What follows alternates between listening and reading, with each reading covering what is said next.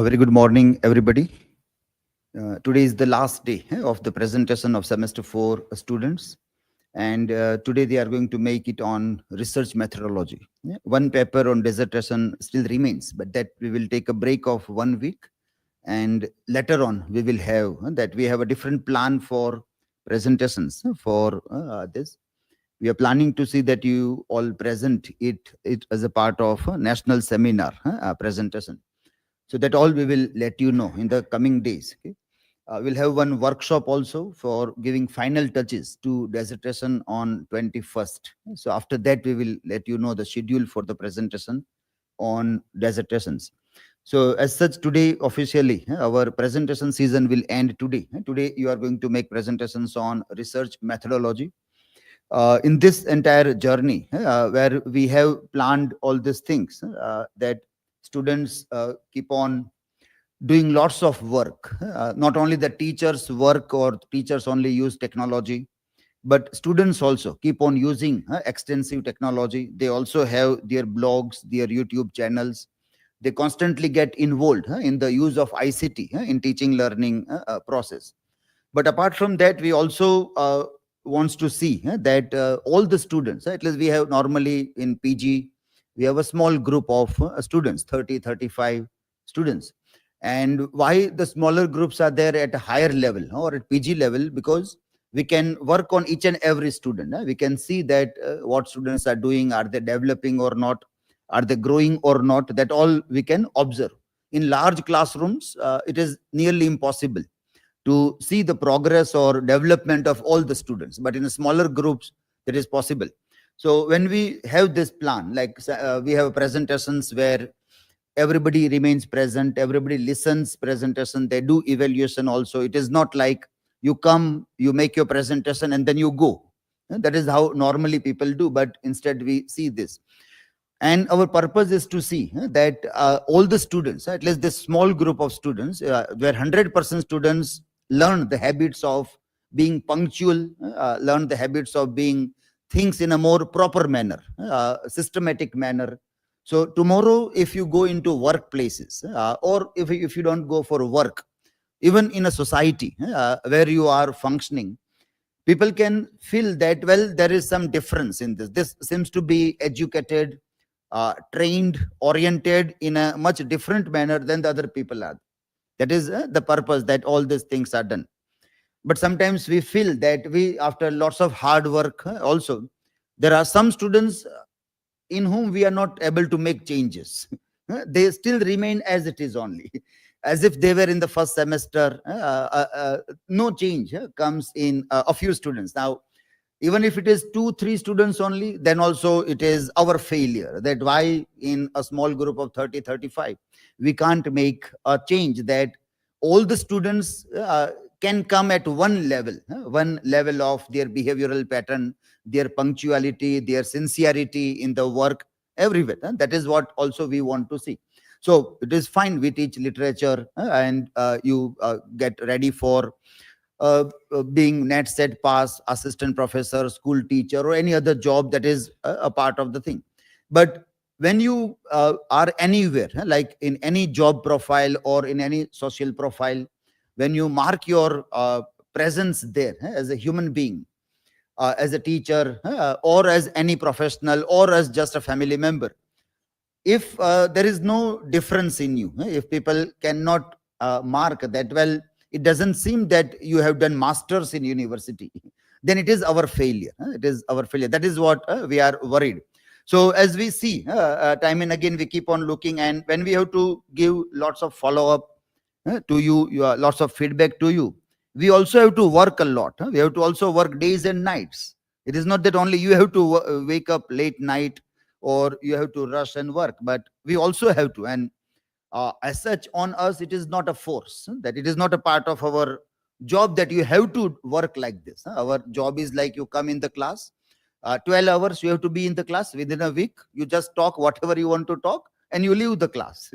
You pass, you fail, our salaries are not connected with your performance.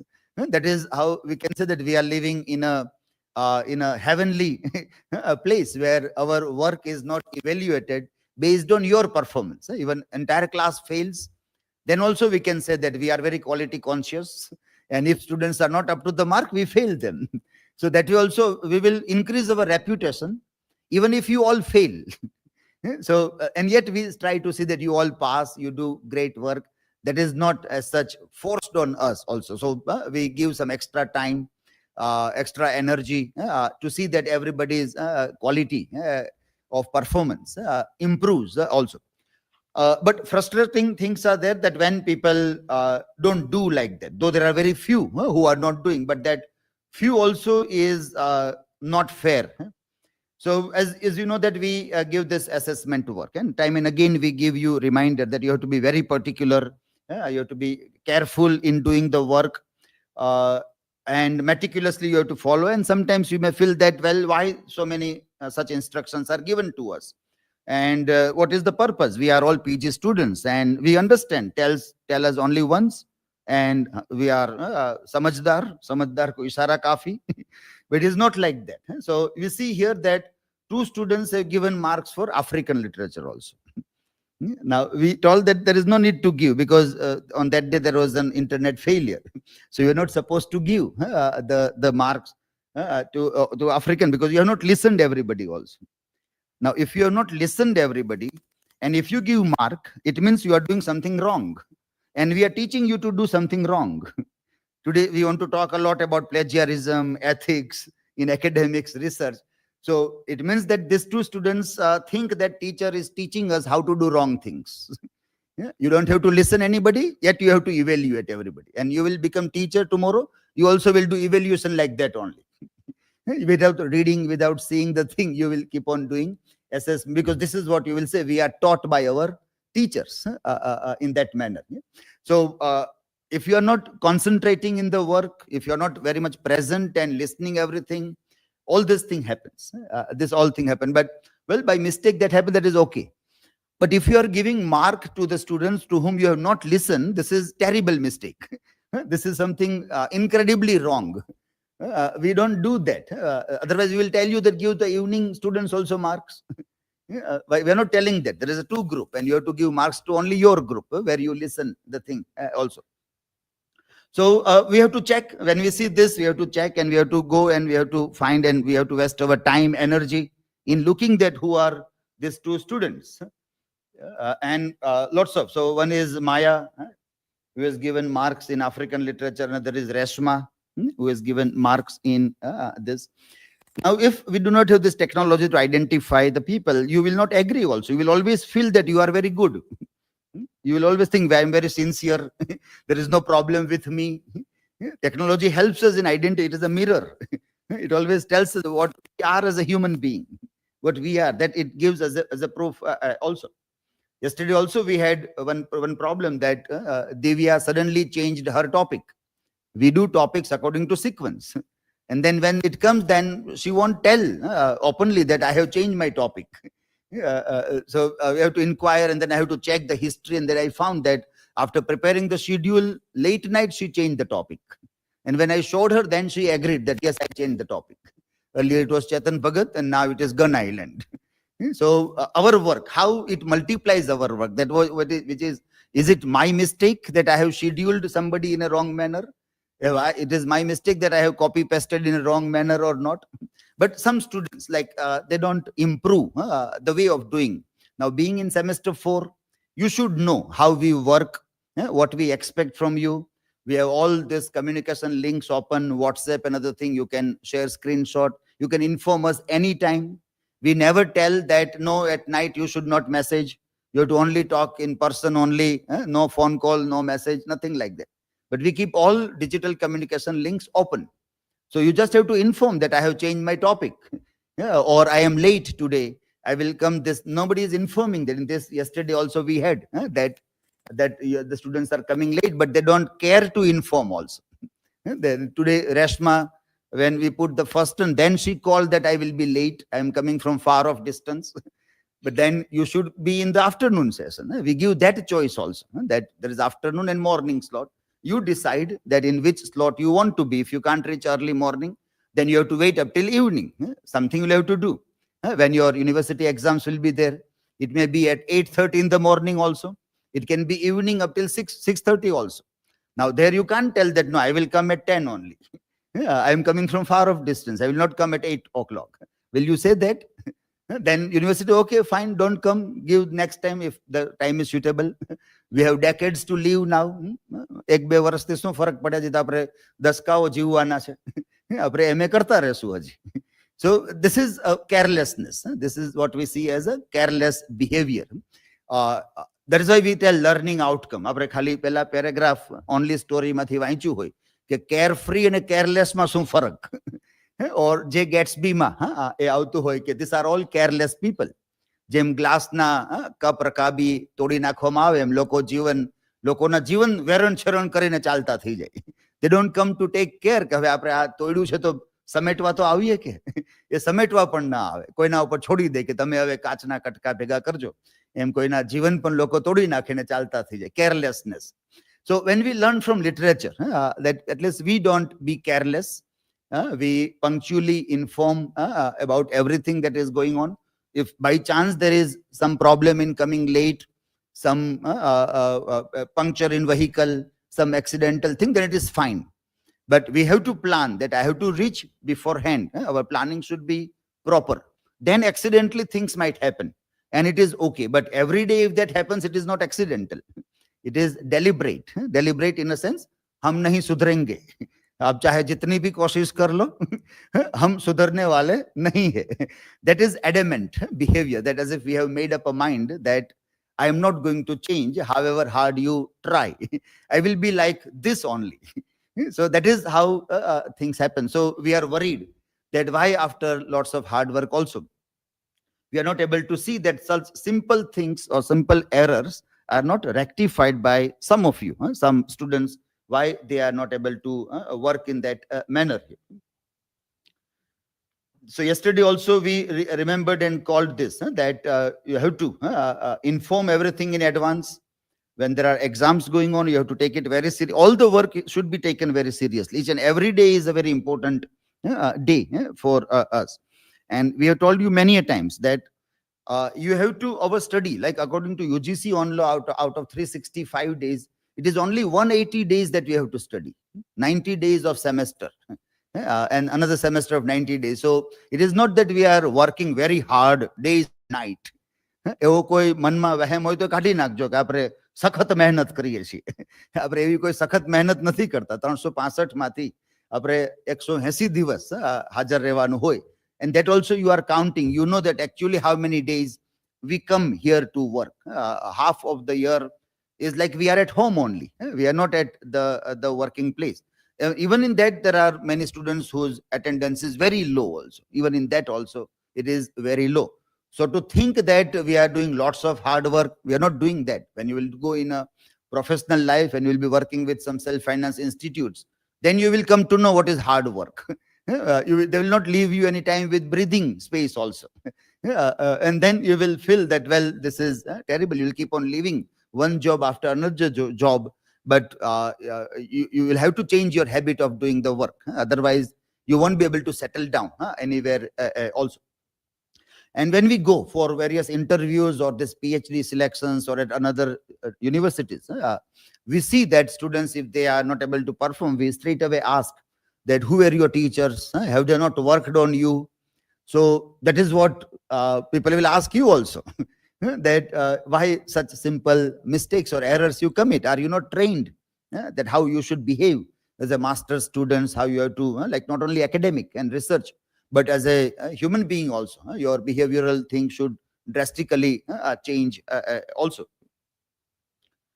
So that was the thing that today morning also we had this problem with Reshma and Hardi, which is repeated. Yesterday also there was that, today also it was there. So we have to tell that this repetition is not fair.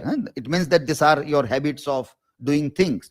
And if you will not now improve on this, we don't know how, what will happen. You may always keep on blaming other for not getting success in whatever you do. But I don't think with this all thing, you will get any kind of success in life also. Unless you change your ways of doing the things. Otherwise, you will just keep on blaming other people for your failure in whatever you will do also.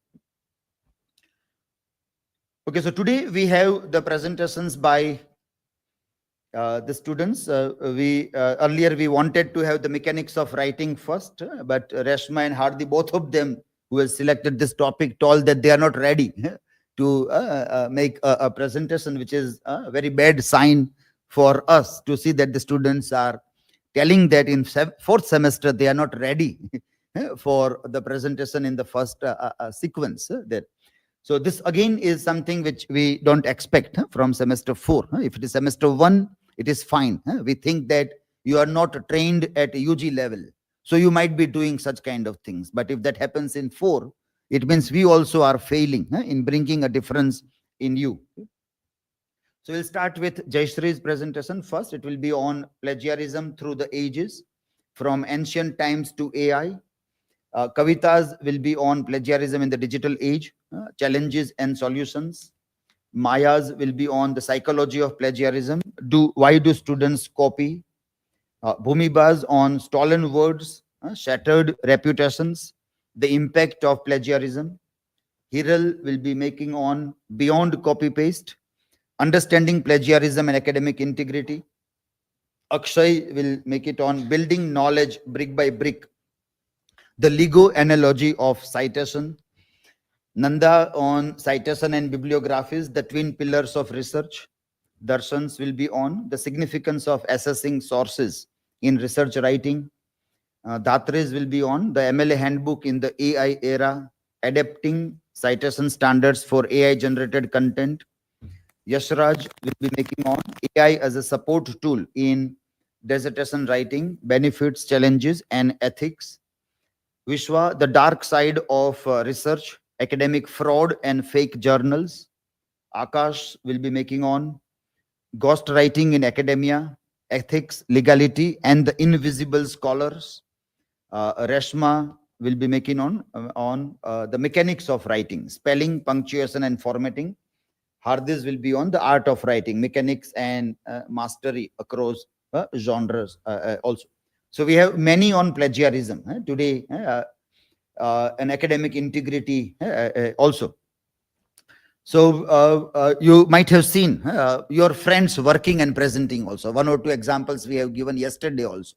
That how Google Classroom tool also is helping in giving us. They use a word, positive word. People tend to use. People think that you will use positive word, then positivity will spread. So instead of plagiarism and copy, they say originality checking. How much percentage of originality is there? That is how they name it, originality checking. How many? So people tend to believe that use positive words. But we see many times that only positive words doesn't work. You have to use words as lakdi, as a stick. You have to beat people. You have to taunt people. Then also we don't know whether some people will change or not. Language should be used as a tool. Soti wage chamcham vidya ave rumzum. That way, unless that perhaps some people never changes. If you always keep on using pampering words with them. But that's how people think, that originality checking and how they try to identify from various sources. Slide share of previous students was given as an example in both the batches yesterday, in the morning also. In the afternoon also, we had such cases that we are somehow shying away from citing our own friends, our own former students or our own senior students. Why are we shying away? Which we also have to think that why we do this, why we do not give a proper acknowledgement to other students or the people who are around us, why we shy away from that. So that all is a part of academic integrity. If we ask somebody, we take helps of somebody, we'll have to cite it. If you don't want to do it, you better don't ask anybody anything.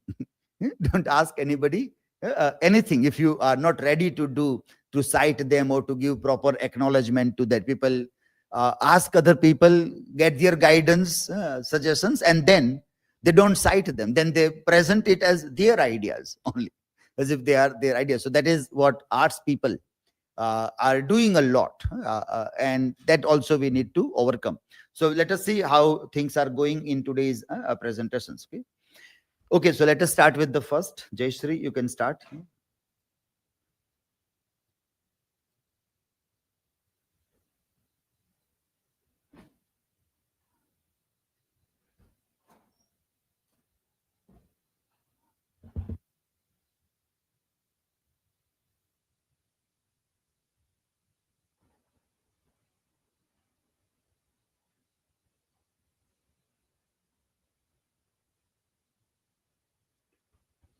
So, hello everyone, myself Jayshree Khacher. Today I am going to give my presentation on plagiarism through the ages, from ancient times to AI. This is my academic information. This is the content of table. This is my research question. So my research question for this presentation is that how has the definition of plagiarism evolved from ancient times to the AI era, and what challenges does AI generated content pose for academic integrity? My hypothesis for this presentation is the perception of plagiarism has transitioned from an accepted practice in ancient and medieval periods to a legal and ethical concern in modern academia. Plagiarism from past, present, and AI's impact. The definition of plagiarism. Plagiarism means the concept of plagiarism has evolved from moral and literary issue to an academic and legal concern shaping policies and originality. Plagiarism, in simple language, plagiarism means copying someone else's work without giving them the credits. It also has historical concern that intellectual theft has been debated for centuries, from accusations in medieval scriptoria to Renaissance. Disputes over authorship, the transition from shared knowledge to individual intellectual property rights, hated scrutiny. And now we know about this age is also known as the age of AI. AI generated content challenges traditional definitions of plagiarism, raising ethical and legal concerns. The ability of AI to produce human like text complicates authorship and originality in academia and publishing. Here is the timeline of plagiarism through the ages. From the birth of plagiarism is from the ancient Rome, century CE. Roman poet Martial first uses the term plagiarius, which means kidnapper, to describe Fidentinus, who recited Martial's work as his own. Concept of plagiarism begins as a personal affront rather than legal issue. Then comes the 18th century legal recognition that plagiarism got recognized that this copying someone else's work is considered as a plagiarism if we don't credit them. For that, in 1710, the Statute of Anne in England establishes the first modern copyright law, marks a shift from publisher rights to author rights. In early 20th century, is for academic integrity. During 1920s to 1930, universities began establishing honor codes and formal policies. Harvard University implements one of the first comprehensive academic integrity system. Then comes digital revolution from 1990s to 2000. Late 1990s, internet creates an unrestricted access to information.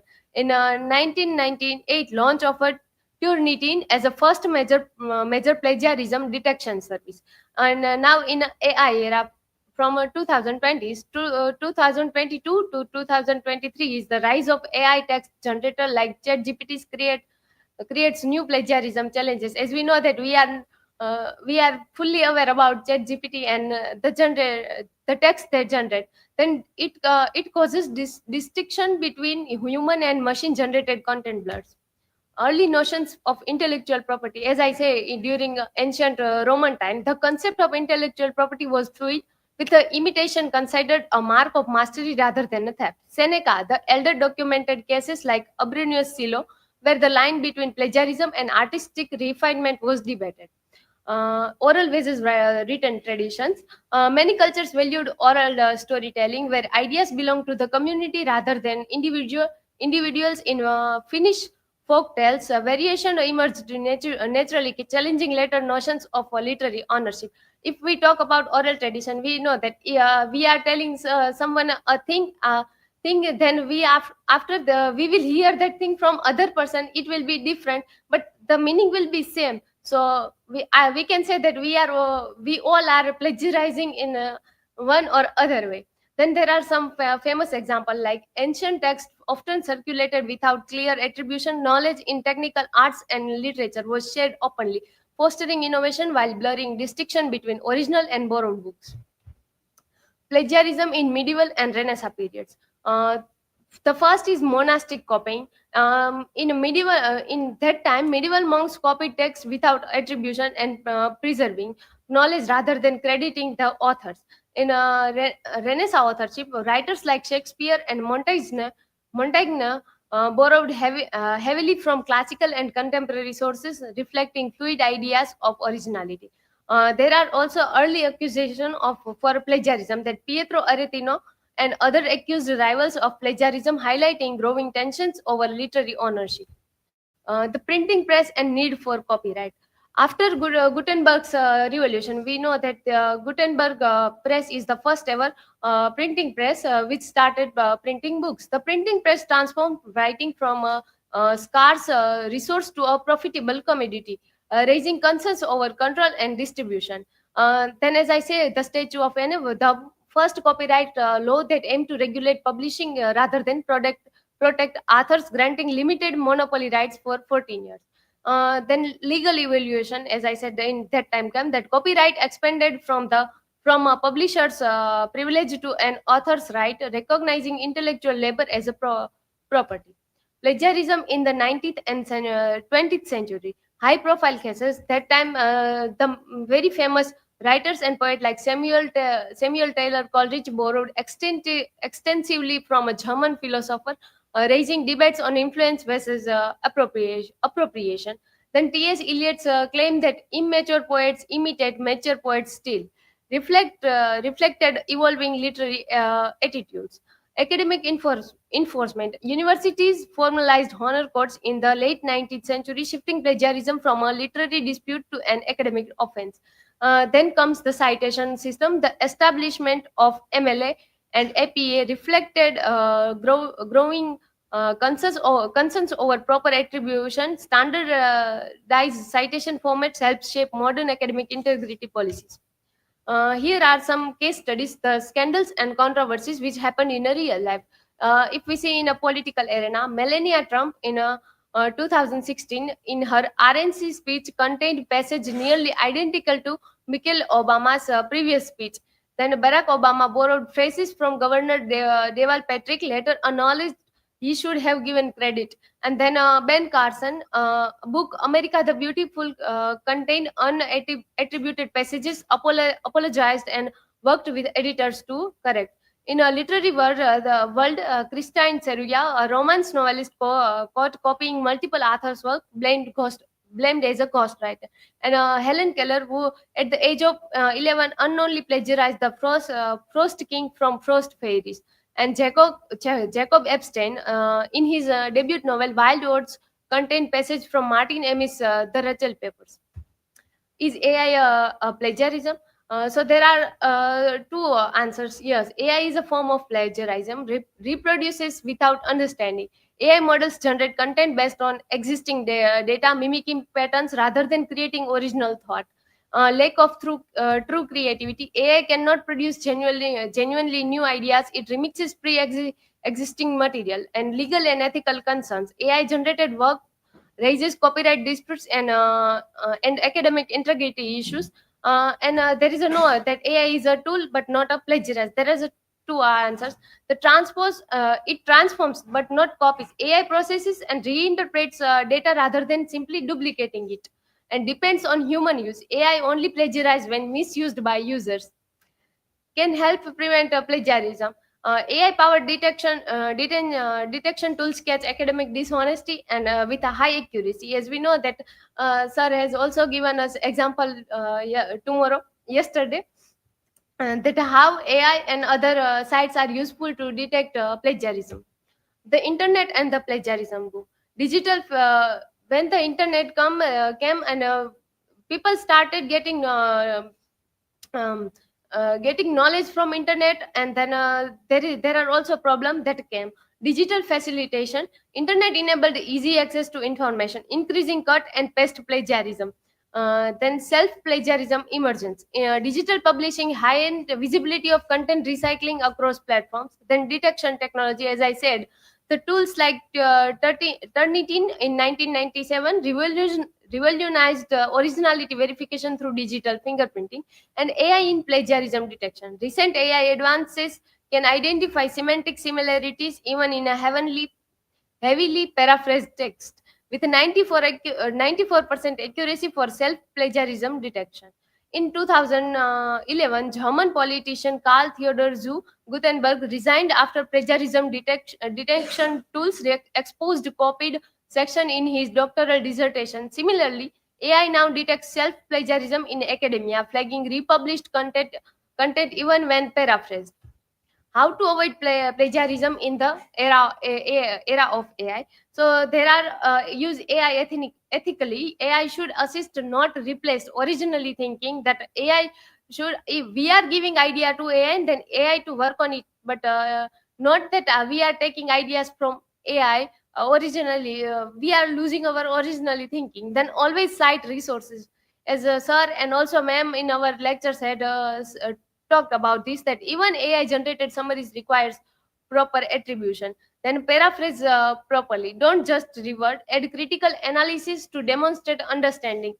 Sir has also given us so many tasks about it, that how we have to work with how we should work with AI, that don't just copy paste whatever it is given, but we have to see it and then critically analyze it. Then you use plagiarism detection tools, AI powered tools like Turnitin, as I said, then Grammarly, and there are so many other options as well are available. Then best practices for professionals and content creators. Fact check AI outputs. AI can generate misleading or incorrect citation. As we know that even if for now we try to give ask we give a topic to AI and then ask him that give me the citation for this, and they will provide you proper MLS style citation. They will provide you, but that the reference will be not existing anywhere in on internet or not even in physical form. Then mix AI with human input. Use AI for brainstorming, but refine and personalize content. Stay updated on AI and copyright laws. Intellectual property rights for AI generated work are still evolving. In conclusion, the journey of plagiarism from the ancient world to the AI era demonstrates how the concept of originality has evolved alongside technological advancements. While historical societies often viewed imitation as a form of mastery, modern academia enforces strict regulation to protect intellectual property. The emergence of AI introduces new com- complexities as it blurs the lines between human creativity and machine generated content. Future discussions on plagiarism must balance innovation with ethical consideration, ensuring that intellectual contributions remain both protected and accessible. These are my references. Now, if anyone have any question, you can ask me.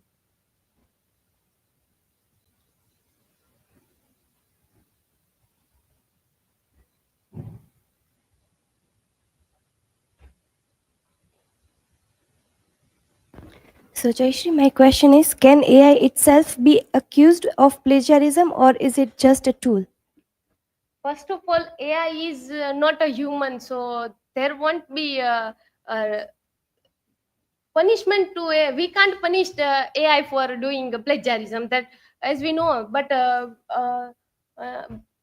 the person who is using AI to plagiarize, they can be punished as a, so AI itself according to me can't be excused for plagiarism, but it's just a tool that with the help of it we are doing the plagiarism.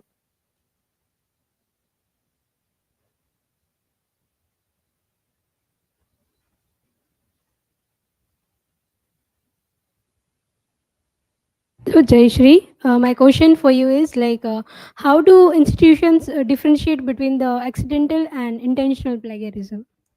So uh, according to me, between accidental and intentional plagiarism, there is a very fine line that depends on us.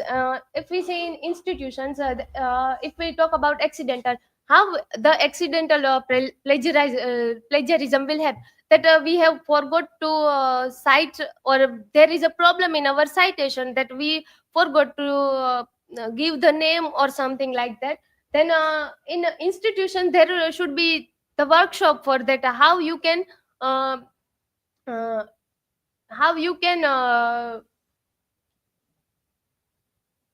not plagiarize. There should be a workshops for that for the student, that these are the steps you follow to avoid the plagiarism in your research or dissertation or anything. Then intentional plagiarism, which is cause that we know that this is we take this for this book, and we know that that person has written, but still we are not giving their name or credits to them, that this is I have taken this from this person.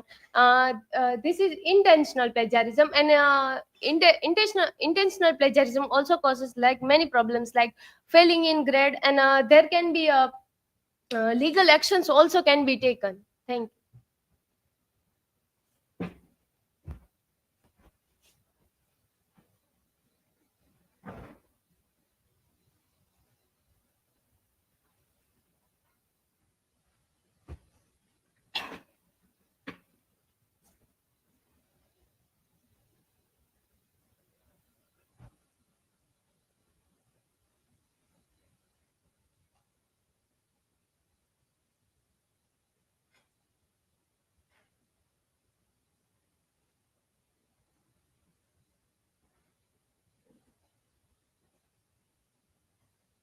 Hello everyone, very good afternoon to all of you. The presentation on research methodology. My topic of the presentation: plagiarism in the digital age, challenges and solutions. It's my academic information. The hypothesis of my presentation: digital advancements, including AI and social media, have increased the plagiarism risk. However, ethical AI policies, digital literary advance the advanced dictation tools and academic integrity measures can effectively combat these challenges. Research question: how does the social media contribute to plagiarism in academia and content creation?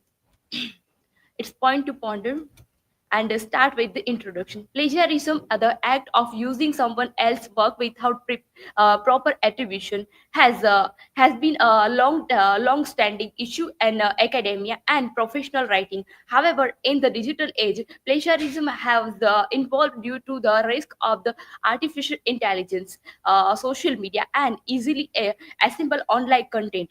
The internet has facilitated both the spread of the information and temptation to copy it without due to credit. The presentation explored the challenges posed by digital plagiarism and propose effectively solution to upload academic integrity. Definition of the plagiarism: meaning the plagiarism is derived from the Latin word plagiaris, which means kidnapper, who adapt the child. One, the word plagiarism entered the Oxford English Dictionary in 1621. Define the use of the others publication, published and unpublished idea or words or other intellectual property without attribute or permission, that is presenting them as a new original rather than deriving from the exit sources. Challenges of plagiarism in the digital age: the AI generated content and academic dishonesty, plagiarism on social media platforms, the accessibility of online information, difficulty in detective digital plagiarism, AI generate content and academic dishonesty. The first of the with the embracing of AI powered tool such as ChatGPT, Jasper, and Copy AI, student and writer can generate essays, report, and creative work within second. While these tools are valuable for brainstorming and drafting, they also pose a significant ethical dilemma. Is AI generated text original work?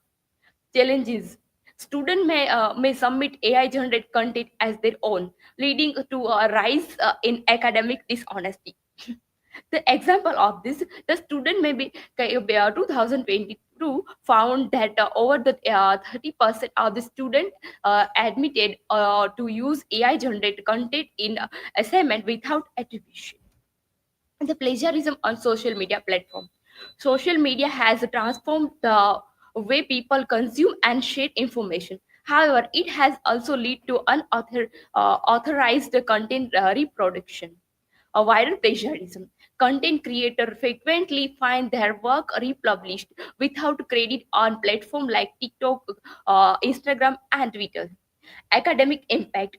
Students often use social media as a research source but fail properly cite posts, leading to misdistribution or omission of original authors.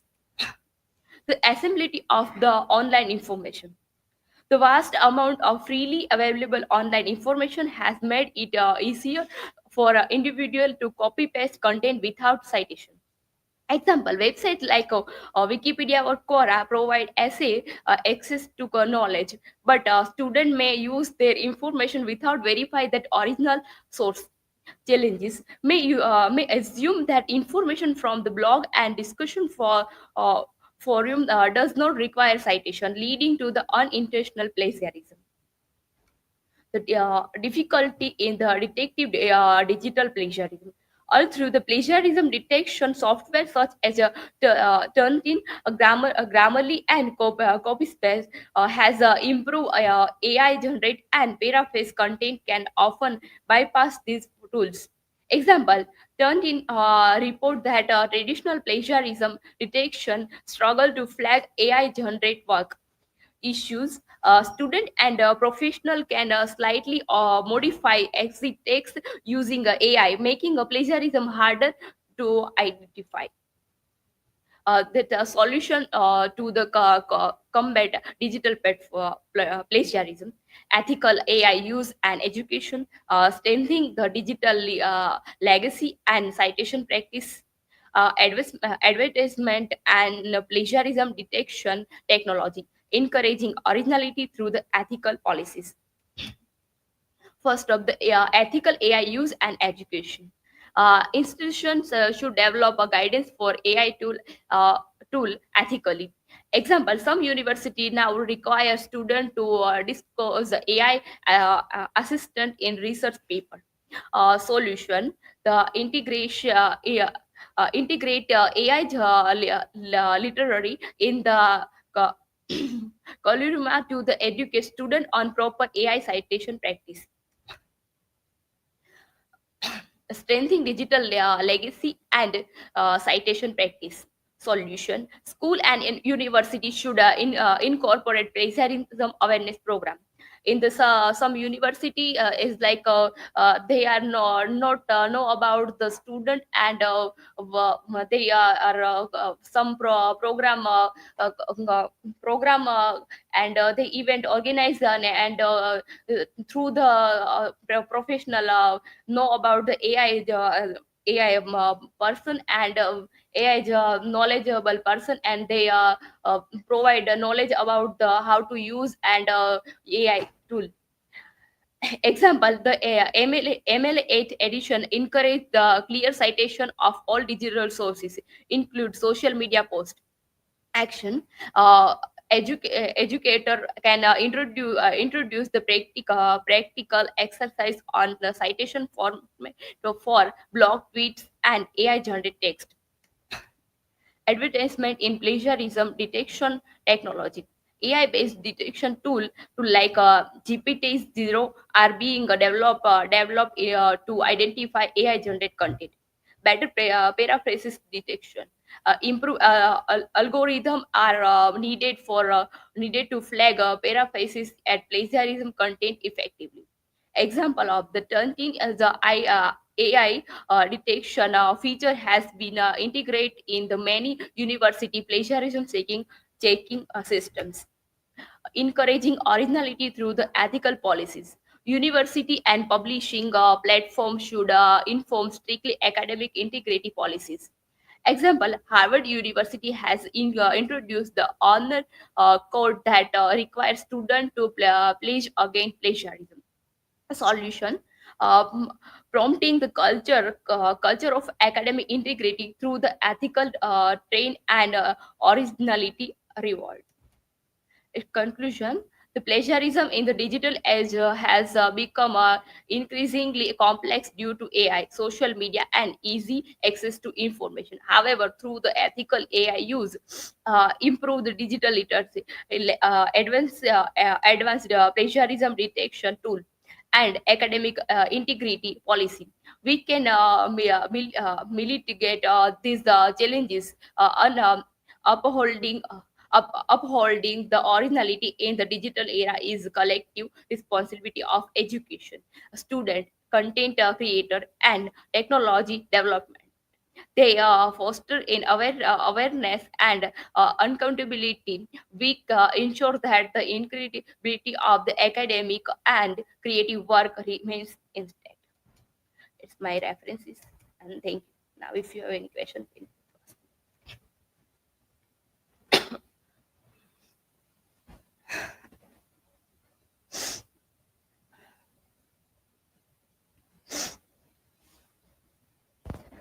So, Kavita, my question is that how do different cultures perceive and enforce academic integrity in the digital era? And different culture perceive and enforce academic integrity and digital era in the different cultures, like in the culture of the Western culture is like US and UK countries, like know about the plagiarism, and student do his work as a plagiarism. They are fail in exam and use for other work in their text. And Africa, in the Asian countries, like they are the memories and use of the work, and they are plagiarized in the country. They are not properly modified. And Latin American countries, they are known as like people and student work in the group studies, and they are yeah, unintentionally plagiarized, because they are working in a group, and they are idea are matching, and that's unintentionally plagiarized. And that is the cultural.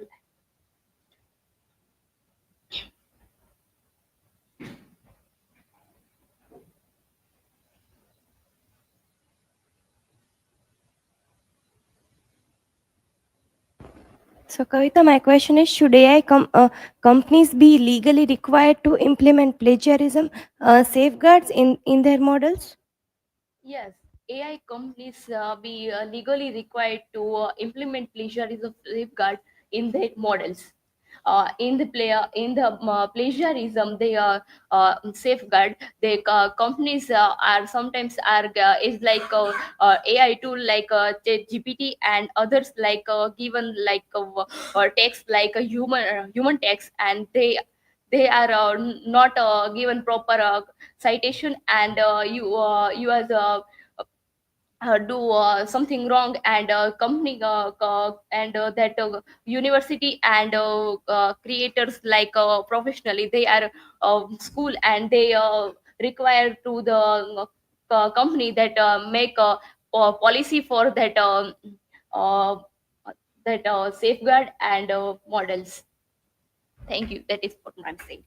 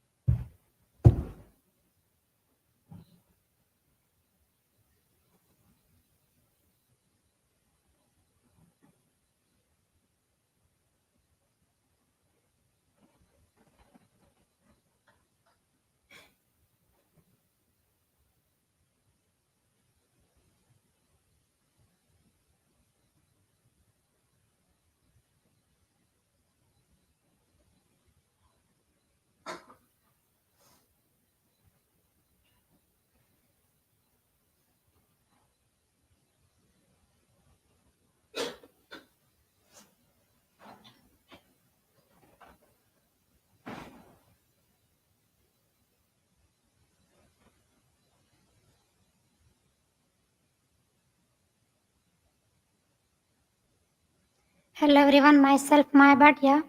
Today is my topic on the psychology of plagiarism. Why do students copy? This is my personal information. Today's my presentation research question. What are the primary psychological factors that influence students to engage in plagiarism in academic settings?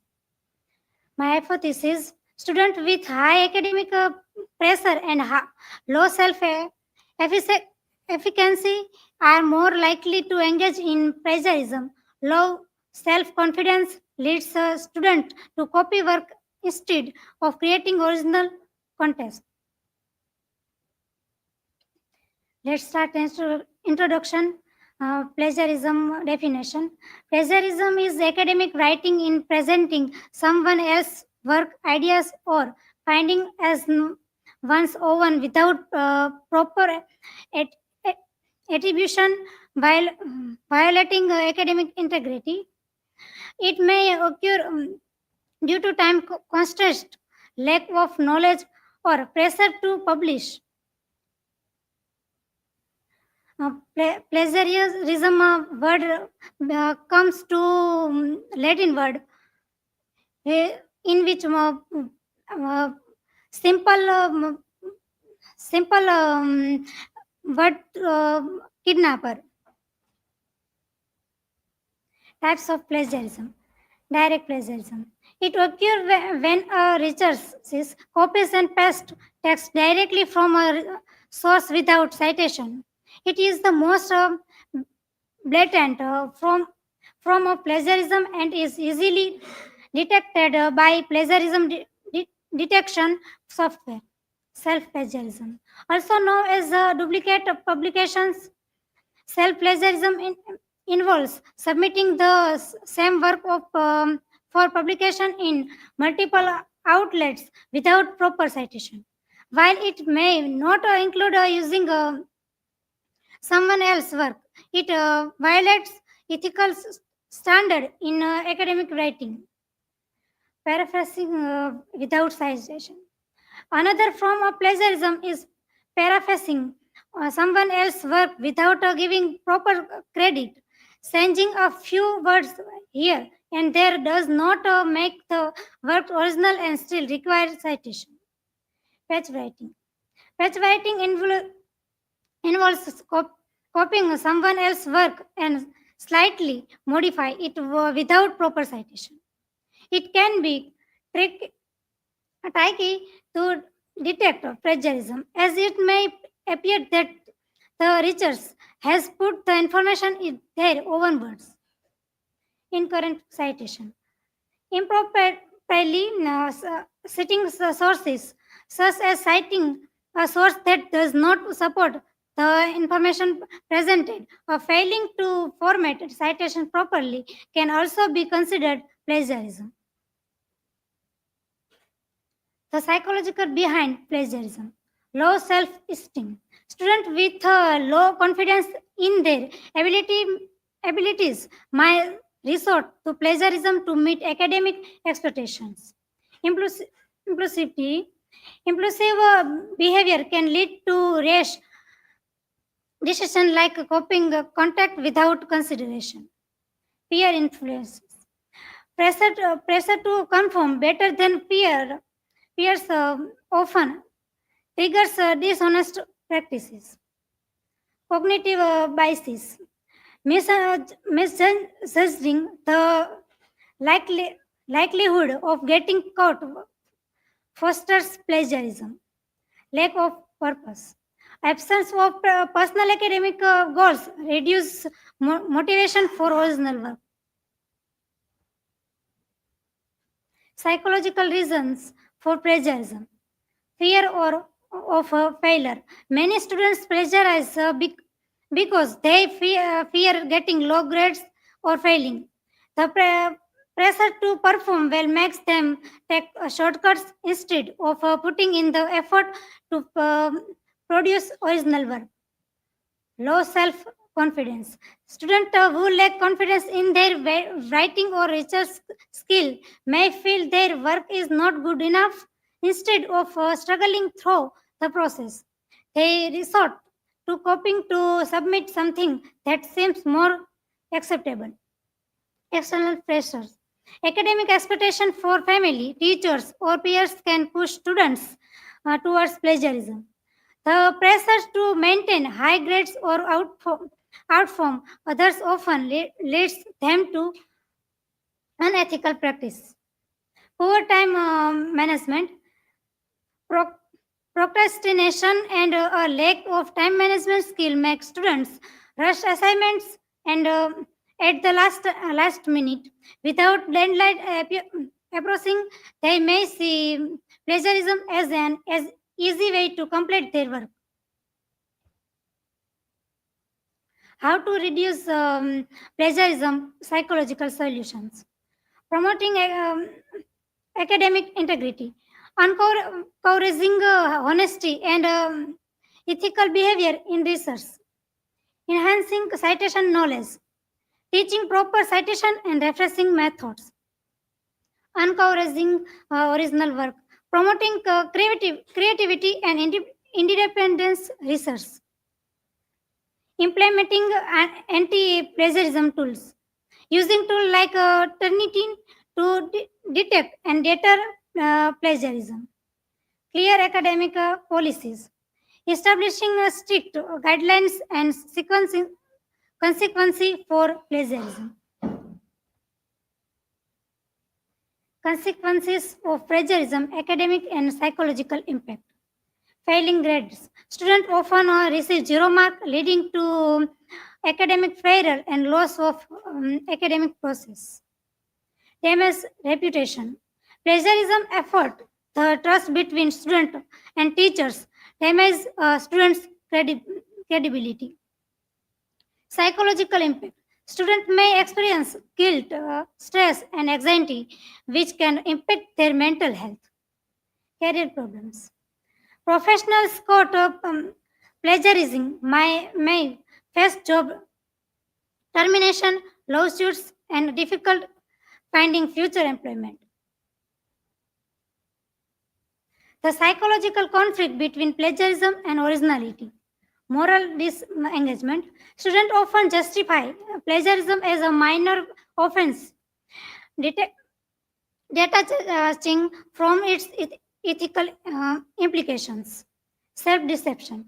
They convince themselves that copying small, small quotations is acceptable.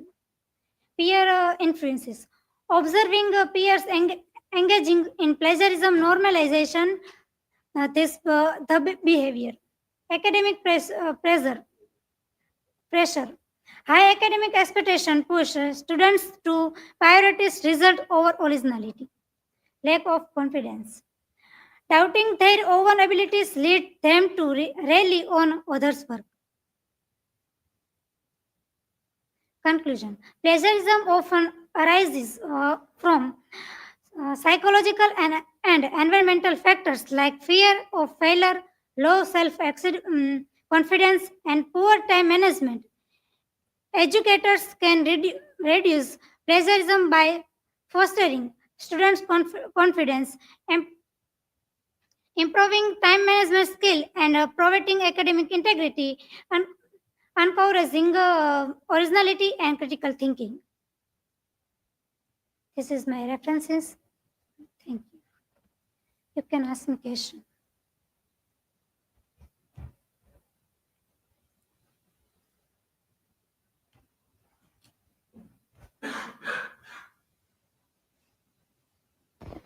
So Maya, my question is that can stress make students plagiarize, and even if it does, then it is okay that students are plagiarizing? Yes. Stress from deadlines and academic pressure can push students to take shortcut, including plagiarism, to complete their on-time work. Next.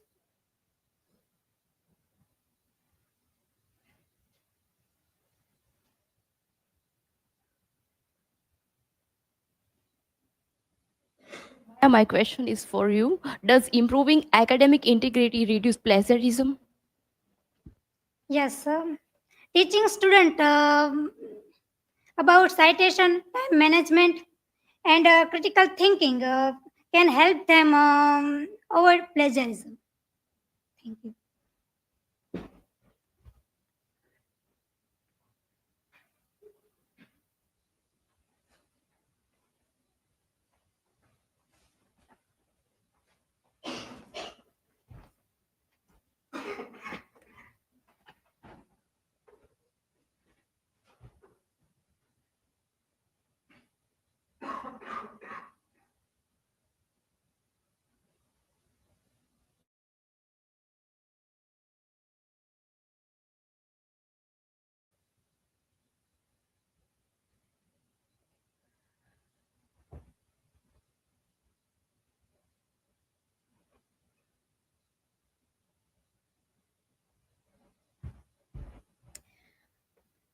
So, hello everyone. For my today's presentation, I have presented on stolen words, shattered reputations, the impact of plagiarism. These are my academic information. So, my research question for this presentation is, how does plagiarism impact the academic, professional, and creative reputation of individuals, and what are the long term consequences of being accused of plagiarism? So, in my presentation, I am going to explore a few case studies on plagiarism. My hypothesis is plagiarism significantly damages an individual's reputation by undermining their credibility, resulting in long term academic, professional, and creative setbacks.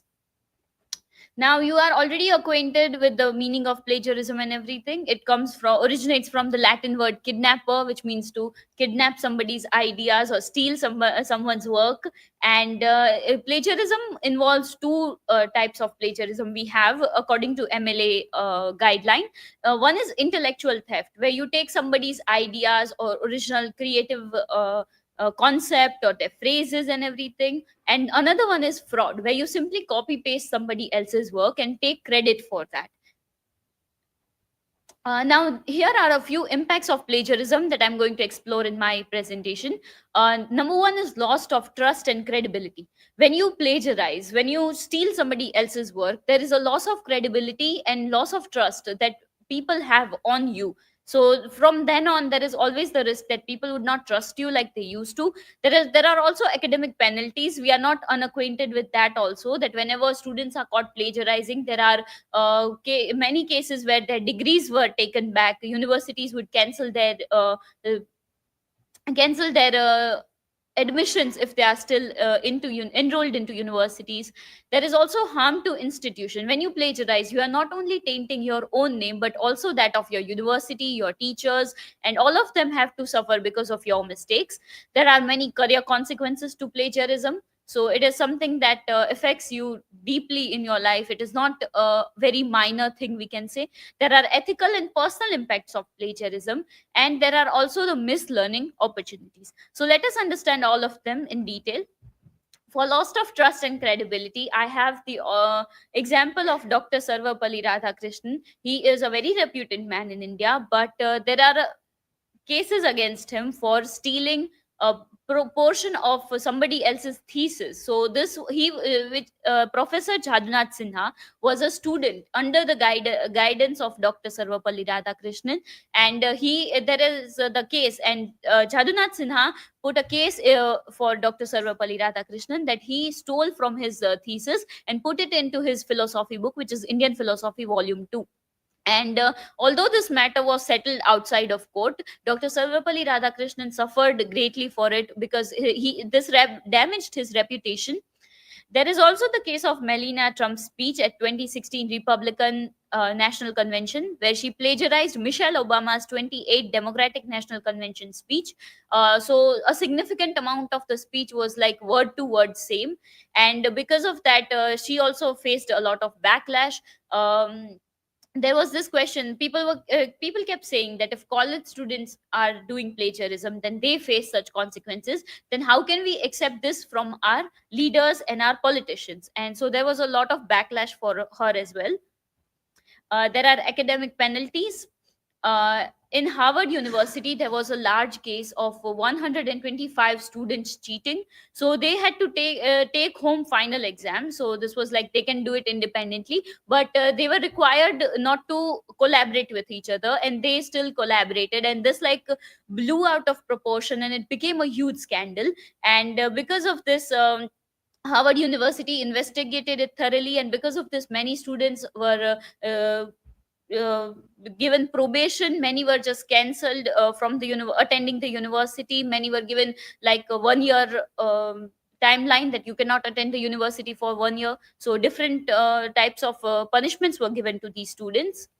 There is also the harm to institutions. So we have the example of a Rajasthan university where three professors, Rajiv K. Sinha, D. K. Pandey, and Surendra Singh Chauhan, they were accused of plagiarizing a research article. And because of this, not only them, but the university also faced backlash, because university was considered that if your professors are doing this, then what about your students? What about your own credibility? So there was this harm to institution. Another one is in 2012 when Amrita University and Karpagam University, both are in Tamil Nadu, and they had this back and forth about this, because Amrita University found that some research article that was done under them was plagiarized by these people. And because of that, legal notices were sent, and they demanded an apology. And the VC of Karpagam University had to apologize himself, and they also suffered a great loss of reputation for the institution. Another one is career consequences. So for that we have the example of Kavya Vishwanathan. She was a young Indian American author. She was 19 years old when she released her debut novel, How Opal Mehta Got Kissed, Got Wild, and Got a Life. And then after this, she was also a student in Harvard. And at that time, there was an investigation on her work, and they found out that her work is plagiarized from Megan's novels, Sloppy First and Second Helpings. Upon further investigation, they found there were many other authors that she had plagiarized, including some passages from Salman Rushdie. And because of that, the Little Brown and Co. company, which was her publishers, they withdrew all of her book. So they bought it back from all the shelves, and they destroyed all the copies. And she had a 2-book deal, so that was cancelled, and which amounted in great loss of money as well. And there was also the talks of a movie adaptation, so all of this was cancelled. So she faced a lot of career consequences because of this. There are also ethical and personal impact. So for that, we have the case study of J.K. Rowling, who was accused of plagiarizing a lesser known book, The Adventures of Willy Wizard. Now this was for the Harry Potter and the Goblet of Fire, which is like the 4th book in the series. And this also amounted into a lawsuit, and she was taken to court. And although this proved to be a false accusation, she had not actually plagiarized it, she proved it false, but she still had to endure a lot of damage to her reputation, and this impacted her personal image, her public image, we can say. So we see that even when the accusations are false, her reputation was damaged. Now, missed learning opportunities. So when you are plagiarizing, you are not only we can say kidnapping somebody else's words, their works, their creative ideas, you are also kidnapping from yourself the chance to learn something new, to develop your own skill. So through plagiarism, we can say that it prevents students from cultivating their own unique voice, or in writing, in their research. And students who plagiarize often, they fail to grasp the core idea of things. And this leaves like a knowledge gap in their studies, and this affects them in their future careers, because in jobs that require originality, problem solving, that is where they face the consequences of their earlier plagiarism. How to avoid plagiarism. So MLA guideline gives like these 4 steps you can take to avoid plagiarism. One is to keep track of all the sources you use, so that you do not miss any source and you do not accidentally plagiarize them. Another is that you organize your notes clearly. So you keep a section of your own ideas differently, and the paraphrases or the ideas or quotes that you have taken from other works separately. There is also that you can cite all the borrowed material, so whatever you use, that it is important to cite that, and you seek clarification when in doubt. So whenever you are unsure whether to cite something, or you are unsure how to move on with it, you can ask for guidance from teachers or your friends or people who you think can guide you. For my conclusion, I would say that in the world of ideas and creativity, plagiarism is not just an act of theft, but a betrayal of trust. As we've seen, its consequences ripple far beyond mere academic penalties or legal repercussions. For many, a single act of plagiarism can shatter a hard earned reputation, leaving a lasting stain on career and creative legacies. However, understanding plagiarism is the first step in preventing it. By fostering a culture of integrity, we not only protect ourselves but also strengthen the very foundation of knowledge and art. So, to end my presentation, I would like to say plagiarism, don't even think about it. And here I would like to acknowledge the help of Yash Raj Sisoda, because he guided me on how to cite a meme. These are my other references. And thank you. Now for your questions.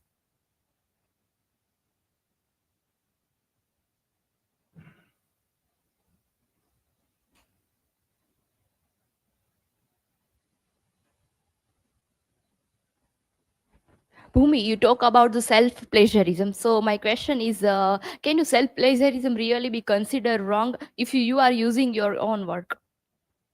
Self plagiarism is another type of work, we can say. So another type of plagiarism, so it is definitely wrong if you're using your own work without citation. And sometimes people also do this, that they have earlier submitted a project, and then they've already been graded for it, they've already gotten its marks, and now they are again doing some editing and showing that again as a form of like a new assignment. So then it would be wrong.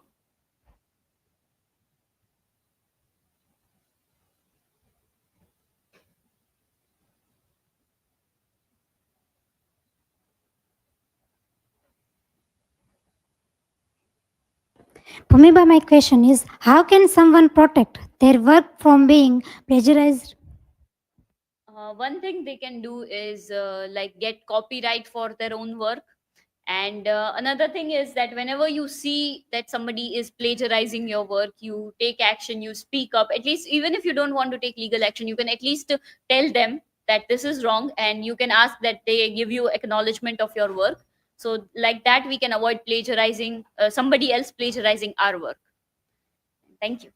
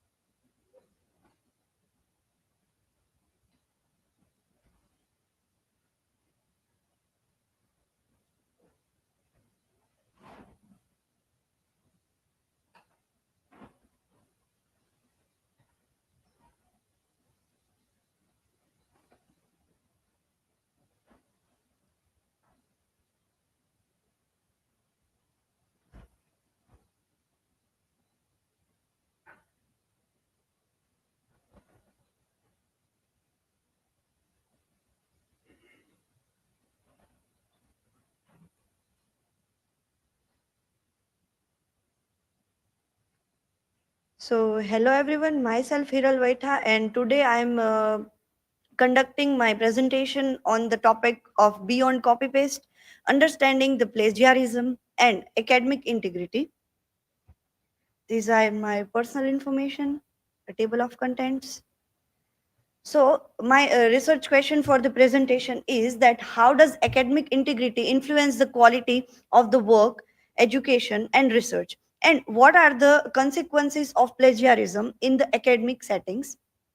So, my hypothesis for this presentation is that maintaining academic integrity enhances the quality of your work and of your education, also the research, by the fostering originality of the work with the critical thinking and ethical scholarship towards the, whereas the plagiarism undermines the credibility of the work, trust, and also the intellectual development for your own self. So my thesis statement for this presentation is that academic integrity is fundamental to education and the research, ensuring the originality, ethical scholarship, and credibility for the work. Plagiarism, in the contrast, undermines the intellectual honesty and devolves the academic work. Also, by the fostering a culture of integrity, institution can promote the independent thinking, uphold the scholarly standards, and also preserve the authenticity towards the knowledge and the creation.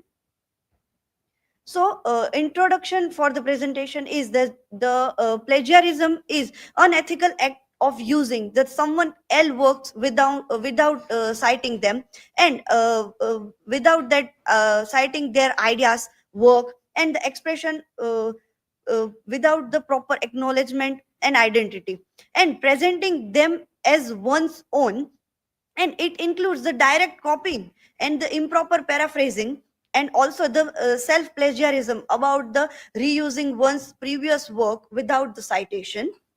And educational institute enforce that strict policies to prevent that plagiarism to the person and the work, and also the ensure the responsible to the scholarship. And academic integrity upholds the honesty, fairness, and the accountability towards the research and writing. It fosters the trust, encourages the critical thinking towards the work and the research methodology, and preserves the credibility of knowledge production, maintaining the integrity towards not only the strengthens academic work, but also the safeguard to the reputation of the individual and the institution both. So there are many types of plagiarism. Uh, Direct plagiarism, that means the copy text from the word to word and without any citation or without any acknowledgement, presenting at our original work.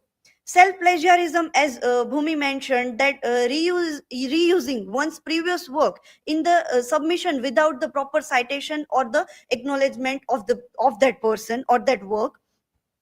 Paraphrasing the plagiarism means that the rewriting another's ideas adds the different words, but the failing to give proper credit, as that Bhumi mentioned about the Sarvapalli Radhakrishnan, and that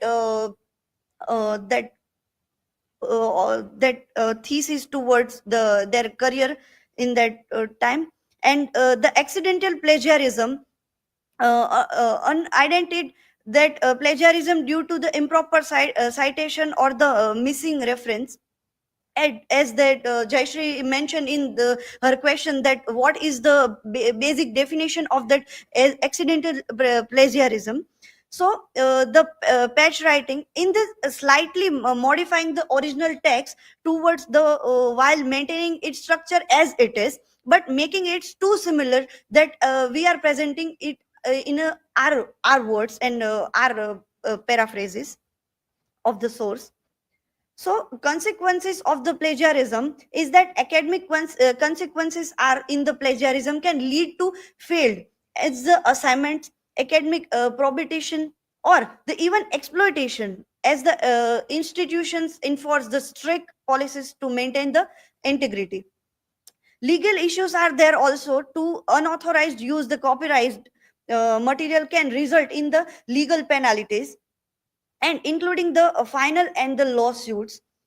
So reputational damage, as Bhumi mentioned on the Sarvapalli Radhakrishnan image, that the plagiarism harms the credibility towards the person, towards the work, and the leading to the loss of trust in the academic and professional both the fields, and which can affect the future and the career opportunity for that person and their work.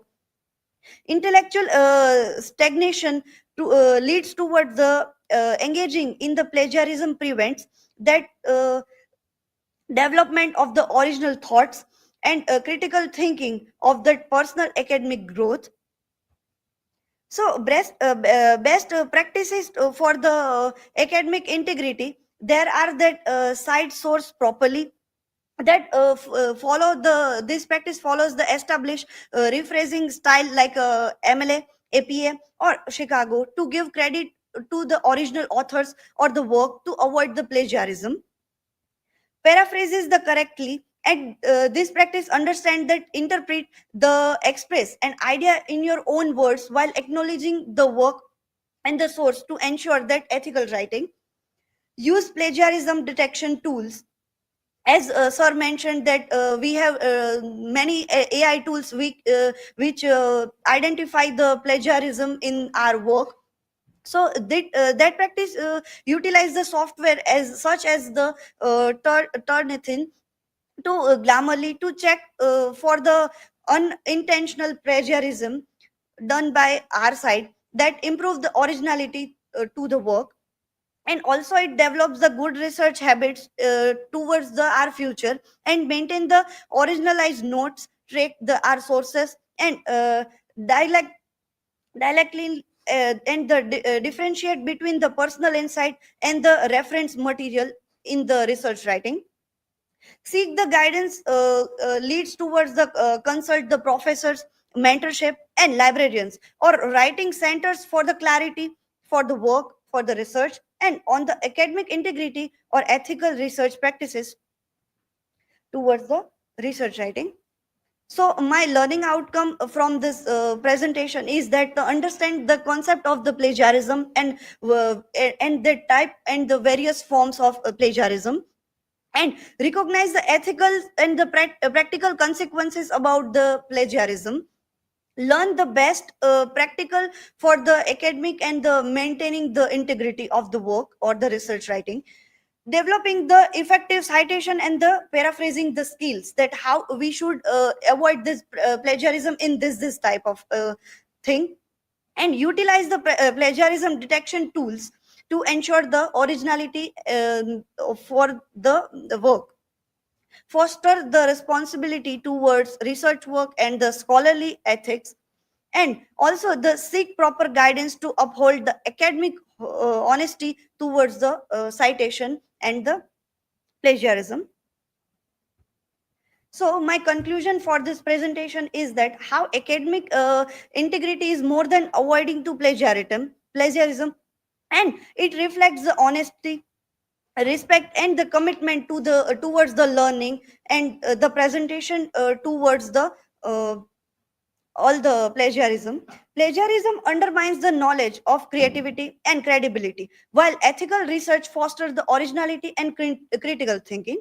By the citing source properly, we can paraphrase we have this many responsibility like paraphrasing the thing properly, and it also developing the strong research habits, and we uphold the integrity of the scholarship.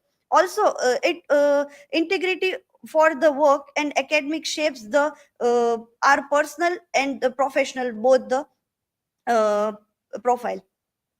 These are my references, and thank you.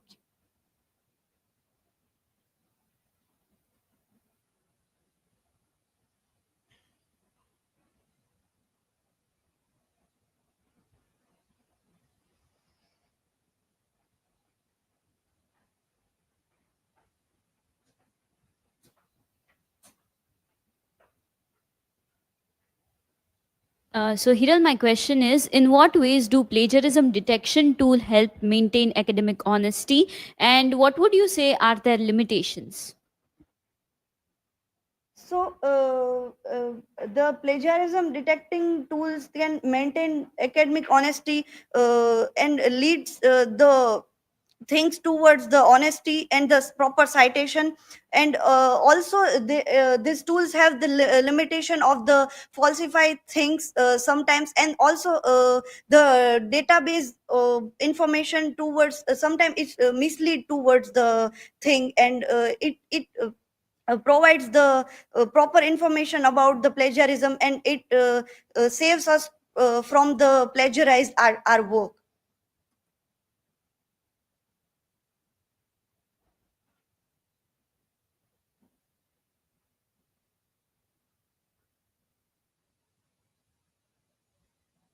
Here my question is, how can institutions effectively promote academic integrity beyond just enforcing plagiarism policies?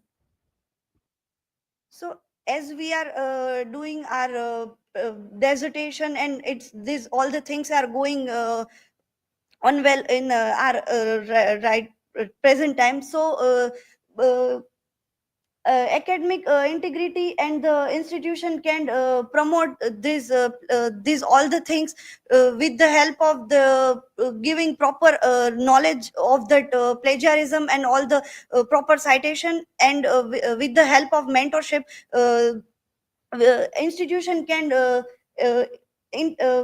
provide the proper information about the integrity beyond the just all the things, and enforcing the plagiarism policies towards our work. Thank you.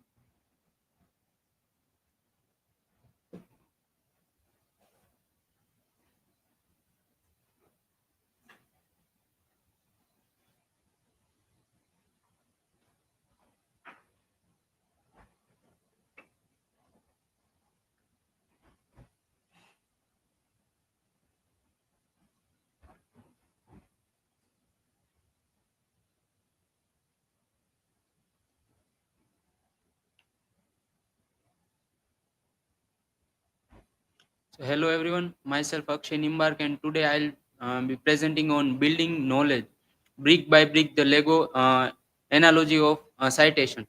So in this presentation, we all aware about the Lego models, that on the Lego pieces one by one we can we are able to create proper structure of Lego models. So how it can be applied on citation, that how citations are able to make our research more reliable and well structured. So here are my personal information and introduction. So in academic research, a citation serves as the foundational element that construct the identifies the scholarly knowledge. Each citation acknowledge prior work, allowing researchers to build upon existing theories and discoveries. Much like how individuals Lego bricks interlock to create intricate structures. This process of layering information ensure the integrity and credibility of academic discourse, fostering a collaborative environment where ideas are continuously refined and expanded. By viewing citation as the building blocks of research, we can appreciate how interconnectedness reference contribute the robustness of coherence of scholarly endeavors, paralleling the way Lego pieces come together to form cohesive models. So my hypothesis for this presentation is a well-structured citation framework enhance academic integrity and the credibility of research by ensuring proper acknowledgement of sources, fostering transparency, and allowing for the seamless integration of new knowledge with existing literature. And my research question for today's presentation is that how do structured citation framework contributes to academic integrity, credibility, and knowledge building in research? The role of citation in research. So how the citations played a significant role in research. So citation act as the building blocks of scholarly work, and it acknowledge of contribution. And citation allows researcher to trace how a concept evolves over time, enabling the deeper understanding of subject. It's also proper a proper citation also respect the intellectual property rights of scholar and foster a culture academic honesty. And citation helps reader to locate original sources for the further research. So citation is a structured framework. So citations are many types of citations are available, and we the student of humanity arts we have to follow the MLA format of the citation. And the citation majorly answer 5 questions, like who wrote it, what is the title, where was it published, when was it published, and how can it be accessed. So these are the types of citation styles. So why proper citations matter? So citation in many ways citations are useful. The proper citations acknowledges the original authors, avoiding plagiarism and maintaining honesty of scholarly work.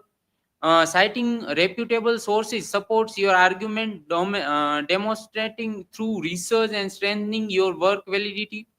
To accurate citations allows readers to trace the origin of information, enabling them to verify facts and explore further reading.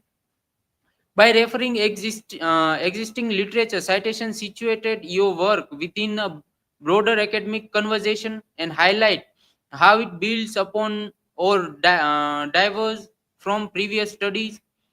And specific citation replace vague statements with precise information, leading to clearer and more authoritative writing. So common citation mistake which we are when we are doing research or making our presentations on any particular topic, which common errors we can avoid that: missing references or citations. Even in text, citation should be correspond to a full reference in your biography. The another is entries in your reference list should be betized by the first element, topically the author's last name. The third is when quoting or paraphrasing specific passages, including page number is crucial for precision and credibility. The fourth one, when rephrasing someone else idea, proper citation is necessary to avoid plagiarism. uh, then URL, missing URL for online sources. For digital references, including the full URL is essential to guide readers to the original material. Then incorrect formatting, adhering to the specific guidelines of your chosen citation style, APA, MLA, or which style we have to follow. Then each in-text citation should have a corresponding entry in the reference list. Discrepancies can confuse readers and suggest oversight. Then, when accurately quoting sources includes correct attribution and formatting is crucial to uphold academic integrity. Then, misidentifying sources type, recognize and correctly citing different sources type like book, journal articles, and website is essential, as each has unique citation requirement. So to conclude my presentation, the citation plays a fundamental role in academic research by acting as the building block of knowledge, much like Lego pieces coming together to create a structured and coherent model. They provide credibility to scholarly work, ensure intellectual honesty, and establish a clear pathway for readers to trace the development of ideas over time. The structured framework of citation is illustrated through various formats like MLA, APA, and Chicago allows researchers to systematically reference sources, preventing plagiarism and strengthening the validity of their argument. Just as missing a crucial Lego piece can weaken a structure, omitting proper citation can compromise the integrity and academic work. By understanding the implementing proper citation practices, researchers not only uphold ethical standards but also contribute to a collaborative academic environment where knowledge is continually refined and expanded. So learning outcome. So throughout the process of making this presentation, I have to check my many previous presentations and other works, and I found many common errors in that which can be now avoided. These are my references, and thank you so much for this presentation. These slides I taken from SlidesGo, and the icons and images are taken from Flenticon and FreeP. Now for your questions.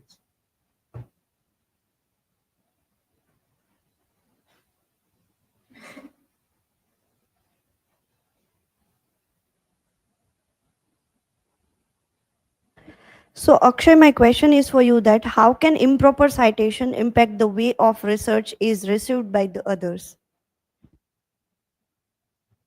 So improper citations can lead or make our research more unreliable or poorly structured.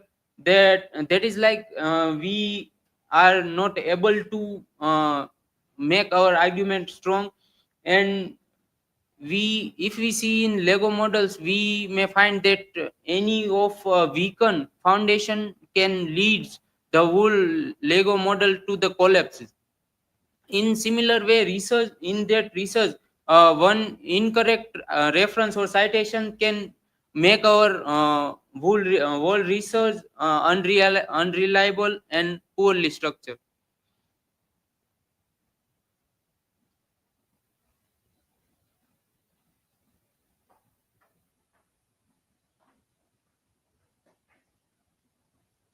Akshay, my question is, if citations are like Lego bricks, so what happens when researchers fail to cite diverse sources?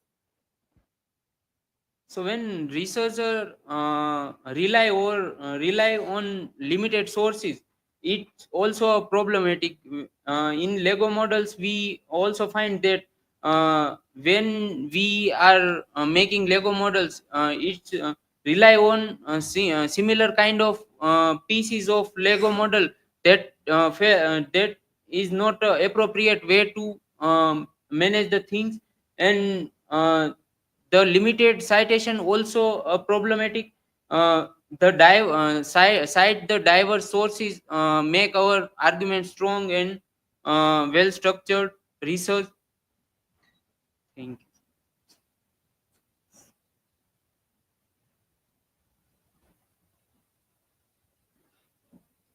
Okay, so this was design wise.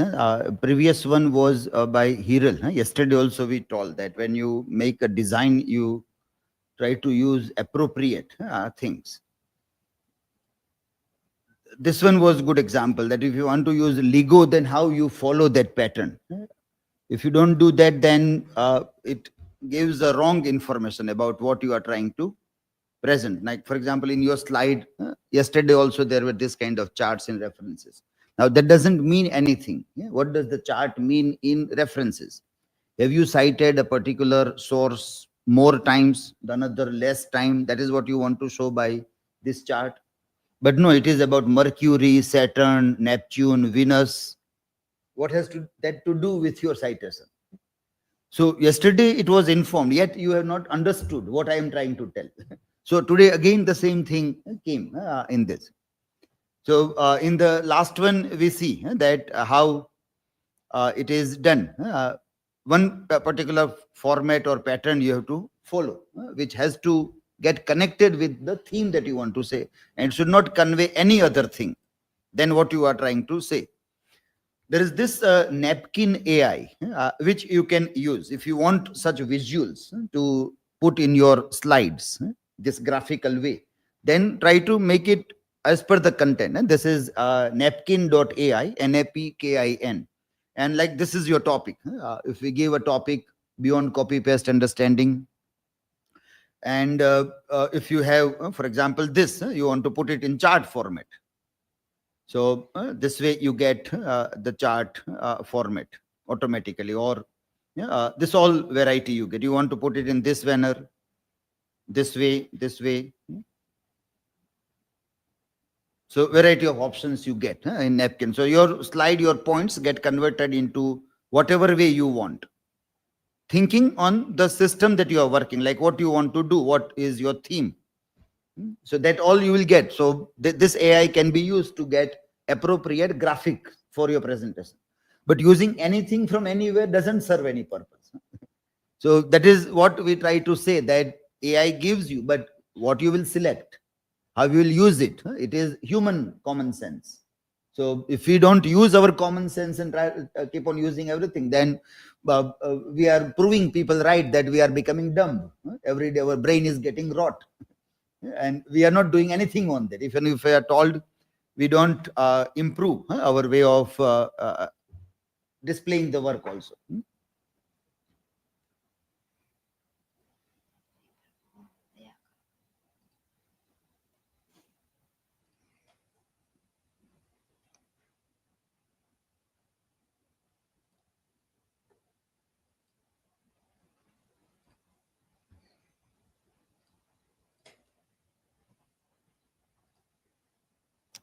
Hello everyone, my name is Nanda Chavda and today is my presentation topic on citations and bibliographies, the twin pillars of research.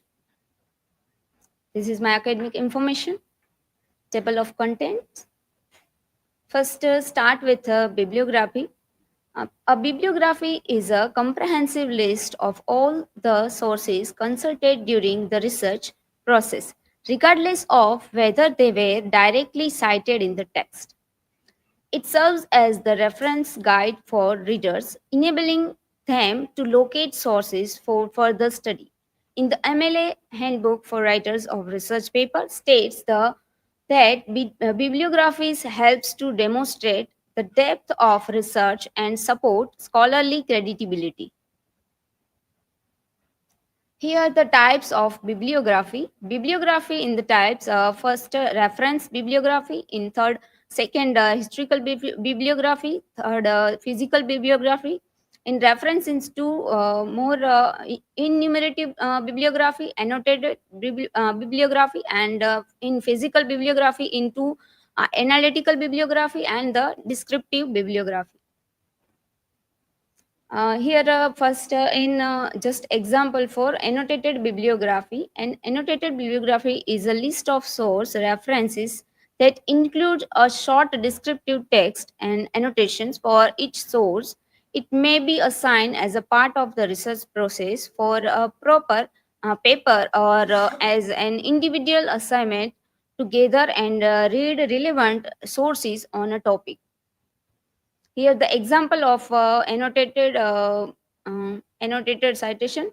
Uh, in the first line, you show in this annotated citation. Now see the citation. What is citation? Citation is a reference within the text that acknowledges the source of specific information, ideas, or direct quotations. According to Rahman, citations allow readers to trace the origin of material and verify its authenticity. In MLA handbook, here talk about the citations typically include details such as the author's name, publication date, and page number, ensuring the clarity in academic writing. In citation, common citation styles, first MLA, APA, and Chicago Manual of Styles. In MLA, Modern Language Associations, common in humanities disciplines, emphasizing authorship and date locations of information within the source. In APA, in American Psychological Association, it is used in social sciences, highlighting the date of publication, which is crucial for current research. And the Chicago Manual of Citation offers two systems: noted and notes and bibliography for humanities, and author date for sciences, allowing flexibility depending on the subjects. How to cite sources? According to the University of Kansas Writing Center, in different citation styles require different formats for books, journal, article, and online sources. Here the example of three MLA citation, APA and Chicago. In MLA citation, last name, first name, and title in italic format, publisher and year. In the APA, last name, first initials in year, title also italic, and publisher. In Chicago, notes and bibliography in the last name, first name, title of book, place of publication, publisher, and year. Here the one example of MLA citation in this Now, see the importance of bibliographies and citations.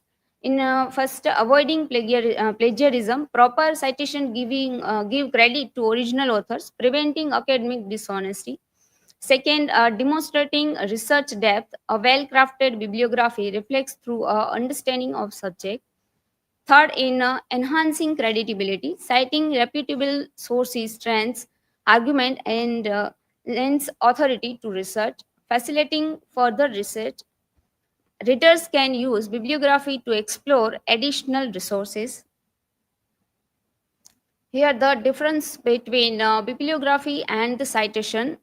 First, features in for scope, bibliography in the list of all consulted sources, and citation in refers to sources cited in the text, and the placement in the found at the end of the document found with, and the citation in found within the main text or footnotes. Its the main purpose is both in provides a broad overview of research, and the citation in acknowledges specific ideas or quotes. As explained by Hadri and Minakshi, here the quote about citations directly reference sources used in writing. Various bibliographies provide a broader list of material that shape the research. Uh, it is used for best practices for citation in consistency, accuracy, comprehensiveness, use citation management tools. In consistency, there and one citation style throughout the document. Accuracy in ensure all details, including spelling of author's name, titles, and dates, are correct. In comprehensiveness, include all necessary information to allow readers to locate the source. In the fourth, use citation management tools. In use AI relevant Zotero, EndNote, and the other software can help format citations correctly. By meticulously incorporating citations are compelling through bibliography, researcher uphold academic integrity and contribute to the scholarly discourse. And then now, and the conclusion in by understanding and applying proper citation and bibliography practices, researcher can maintain credibility, acknowledge intellectual contributions, and contribute to the scholarly community. Following a consistent citation style and utilizing tools like Zotero and or EndNote can simplify the process and enhance the research quality. This is my work cited. Thank you. Now, if you have any question, ask me.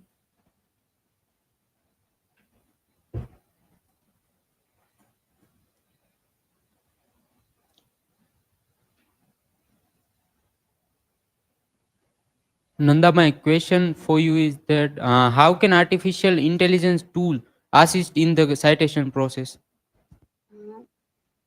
Artificial intelligence tools like AI citation for users, Zotero, EndNotes, Mendeley, which are used in the artificial, but securely have to cite it because sometime AI generative is incorrect or proper, maybe not correct. So verify this process while after generating AI through any citation process.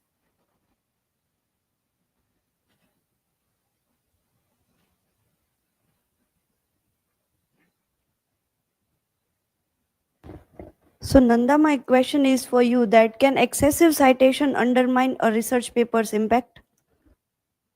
Yes, sometimes it's look while you citation not many others authors you cited, and sometimes so lacking of original what is they want to say, that time it's misplaced what is the exact your research paper in impact on it is lacking of originality, like, and not overview about main theme, you are not connect what is the proper this or not.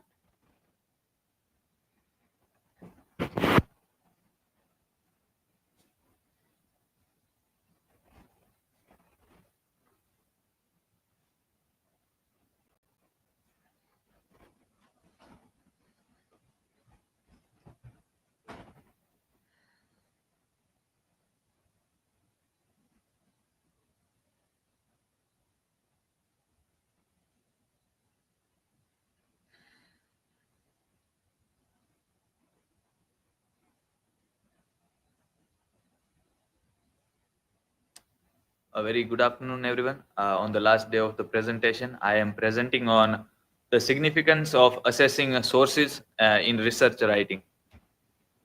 This is my academic information. So for this presentation, my research question is: how does the evaluating authority, accuracy, and currency of sources contribute to the overall quality of research? My hypothesis for this presentation is the credibility and relevance of source significantly impact the quality and reliability of academic research, influencing the depths of analysis and the validity of conclusions. So the significance of the sources.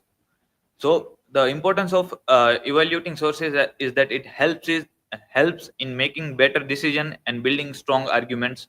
It ensures the precise analysis and interpretation of information, and it connects the source to form a meaningful academic discussion. Uh, ba- the key consideration are evaluation is not just about reliable and reliable versus unreliable. It focuses on how reliable a source is for a specific purpose, and it compares sources to understand their significance and value. The role in library. So the literacy of library can help in research writing, as it develops the critical thinking in assessing information. Differentiates credible sources from misinformations, and it involves the checking authority, credentials, and publishers and biases. And by enhancing research quality, we have to say it ensures information is relevant and appreciated for research. It saves time by selecting the most suitable sources, and it improves the accuracy and credibility of findings. Criteria for evaluating sources. So first is authority.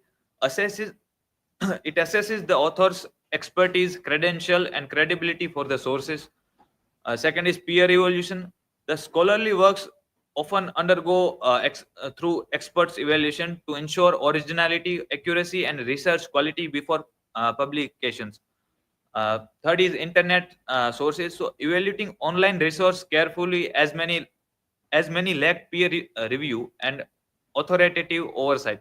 So as we are aware about, there are multiple digital pollution or on internet. So what to look for in the sources? So in evaluating any sources, print or electronic, look especially for information on the following aspects. Following figure shows how this consideration apply to a specific website. And accuracy and verifiability. Ensure the sources are cited for verification, check for bias, and look for author or publisher contact details. Currency. It assesses the publication date and updates to ensure information is current and relevant to your research. Relevancy.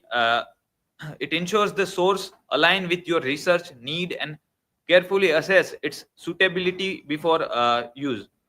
And the primary and secondary sources. Primary sources provide the first hand accounts, and while secondary sources analyze or interpret those events. Distinguishes between them is essential for effective research. The general guideline for evaluating sources.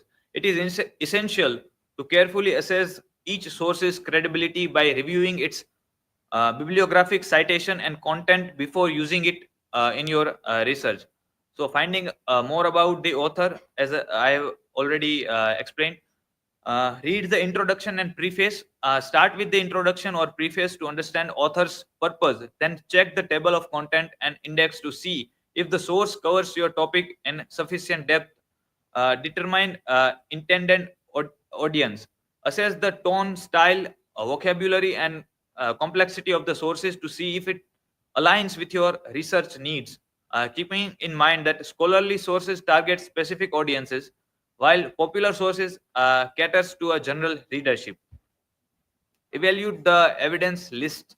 So ensure the sources provide sufficient evidence, whether general or in-depth, and check if opinion-based sources are well supported, while fact-based sources avoid oversimplification. Cross-check the information. Verifying facts and dates by comparing multiple sources, as information appearing in more than a credible source enhance its reliability. Examine the list of references. Check for the list check for the list of references or other citation that looks as if they will lead you to related material that would be good sources. If sources has list of references, it often means that the source is well researched and thorough. As you continue to encounter more sources, evaluating them for credibility will become easier. And to conclude my presentation, evaluating sources is a crucial step ensuring the credibility and relevance of your research. By assessing the authority, accuracy, and currency of each sources, we can build a strong foundation of our work. A well-evaluated selection of literature not only provides accurate and unbiased information, but also helps identify gaps in existing research, guiding us towards meaningful contribution in our field.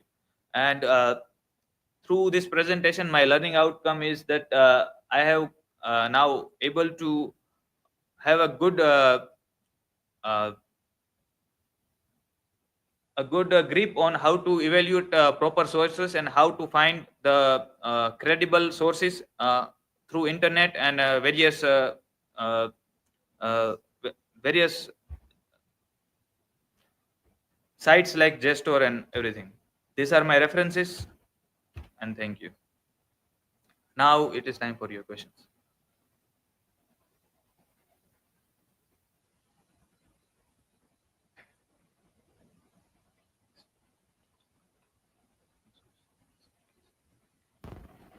So, Darshan, when the field is new, it is difficult to find authentic sources. In such cases, how can we identify reliable sources? If the field is new, but as we can say that a specific field has its their masters or the researchers who have established a reputed name, we can go and first we have to look for the entities who are great at that field, and through which we can have a introductory part of that particular research field. Next, please.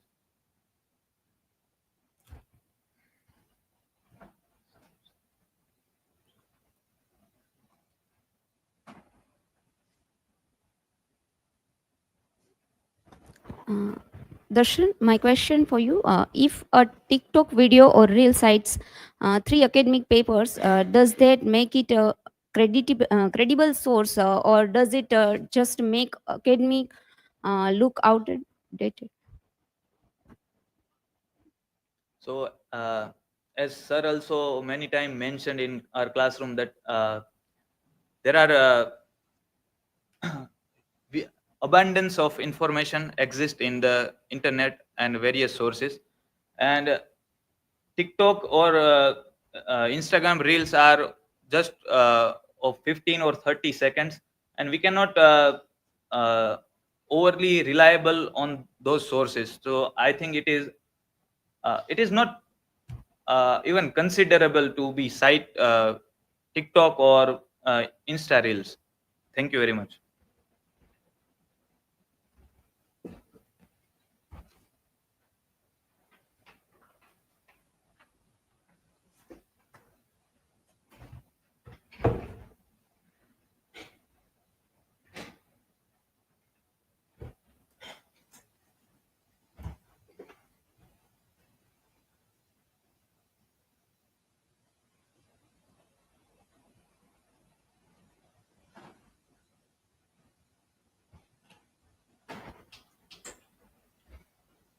Hello, everyone. As George Orwell says, who controls the past controls the future. What if AI controls the writing? So today's my topic of presentation is the MLA handbook in the AI era, adapting citation standards for AI generated content. These are my personal academic information. And let us start by understanding the importance of AI and what are some guidelines provided by MLA handbook to cite the AI generated content. The rise of artificial intelligence in academic writing has led to new challenges where we should consider them as an author or not. So, let us briefly understand what is MLA. So it is basically a modern language association, and who provided a guideline how to write research writing, or how can we do, and it also provides the guidelines as well. So this provides guidelines particularly for humanities and philosophical field, and this focuses on authorship, transparency, and academic integrity. So the key features of MLA is that it talks about how the in-text citation should be done, how the work cited page should be there, and how the credible source would be there. So in the time of AI, how can we consider AI? So MLA's ninth recent one edition is introducing new guidelines for citing AI. And debate for today's presentation is, should AI be cited as an author, tool, or secondary source? So my research question for this is, how should AI generated content be cited under MLA guideline, considering its role in academic writing? And the hypothesis, MLA citation standards can effectively integrate AI generated content by treating AI as a collaborative tool, ensuring transparency and academic integrity. This is the literature review in tabular format in order to going through this topic. Let us start by what are the some basic guidelines provided by MLA for citing an AI. So in this image, you get the idea that how one has to do. First, author's element. So clearly, MLA's ninth edition is not given a credit AI tool as an author. So they say that AI is not an author. They clearly see that. So the AI should be considered as a tool or the collaborative tool in that case. Then there should be a title of source, like provide description of content generated by AI tool. So in the line, we have to provide a content, what was our prompt. Then version, which version we have used, which AI's version we have used. And publisher, of course, so the company through which it has been developed. So we have to cite a company. Then date, on the access date of what we have a prompting or the chat, the date, and URL, of course, of that AI tool of whatever the chat we had. This here is an example at the below, like the first is the prompt, explain the significance of East egg and West egg in the Great Gatsby by F. Scott Fitzgerald. And this was what type of content? So there is a written of prompt. So it is prompt, and the version is mentioned Chat GPT 3.5, and the date is there, and the company OpenAI. So this how we have to the MLA guideline is provided in detailed the structure of how to cite an AI. Citing AI generated visual content. So we have to be cautious, like we are using in our presentations the AI generated image. So how to cite that AI generated image? So we have to place a label and caption immediately below the AI generated image where we used in presentation, and the same 1-inch margin which is provided in guideline of MLA, and the works cited entry would be also there. So we have to, while we are taking an image from an AI, at that time we have to follow this guideline. The example here is this image is generated by AI. So you have to cite it like this: figure 1, steampunk view of old port in Montreal. It is prompt and it is from Pixar. So you have to mention that, and at the end you have to add URL. So this is how you have to cite the image. Talking about how to shorten a title, description, and prompt. So many a time we give a long prompt to make our topic more clear. In that way, we can, like, we have a confusion how we do the in-text citation, because sometimes it happens that the prompt is more bigger than the point that we try to prove in the research paper or in the presentation. At that time, we can do like in this image, it is shown that you have to use just the first word, like the instruction for flushing water heater. So while we are doing parenthetical citation of in-text citation of that, so you have to use just the first word, like instruction. A similar way in the other two example, like rituals or water cooler painting. So by this we can make the prompt shorter or description shorter, and we can add it in an in-text citation. Ethical concerns, some regarding that, of course, we have from the morning the plagiarism risk is there. So many people talked about how these AI generated images or content has a risk. The risk is because every time it generates different kind of prompt. Like we have the ability to edit the prompt, and while we edit the prompt, the citation would also be changed. So at that time we have to again do the citation because the prompt has been changed. Of course, there is verification challenge, like there is an a vast amount of data, so from where it is taking the information, it is hard to verify. Bias in AI, so we have that human bias is coming in AI. So whatever content of the available on the internet with the human biases, that will also reflect in the AI as well. So that is also a risk. So in that case, MLA must balance AI integration in academic ethics. One of the article from LinkedIn by one of the PhD scholar named Raja is that he talked about who owns AI generated content. So Rola Bath give the idea of death of the author. So as soon as the content is on the internet, there are a question of who will be the author. And in the case of AI, there is highly debate is going on the academia that who is the author. So the person who is providing a prompt or edit the content could be the rightful owner of this content. So this is clearly provided that the person who is prompting, that will be considered as an author, and AI is a collaborative tool.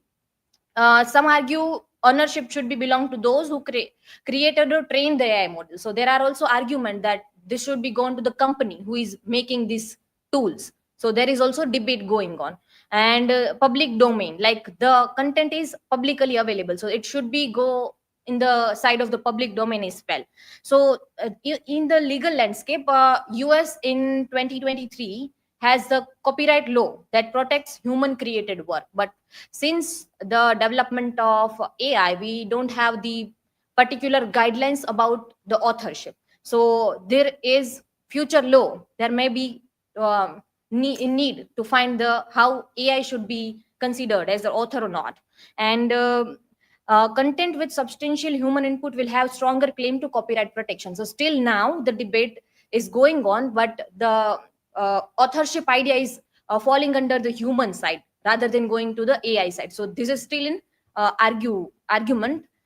So there are some challenges, as I have already mentioned, that the text is not fixed, and even the ethical policies are not that much up to the marks. And various university has their own kind of an guidelines about the AI. So there is a difficulty in one universal framework for AI generated content and authorship attributed.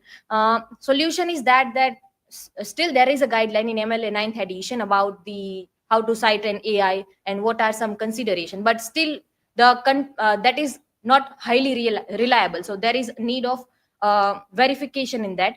And there is of course need of discourse, seminar, presentation, like, so that the various scholars from the different field of AI particularly come together and decide how to attribute the AI within the academic, and interpret disciplinary citation framework to adapt to evolving AI technologies.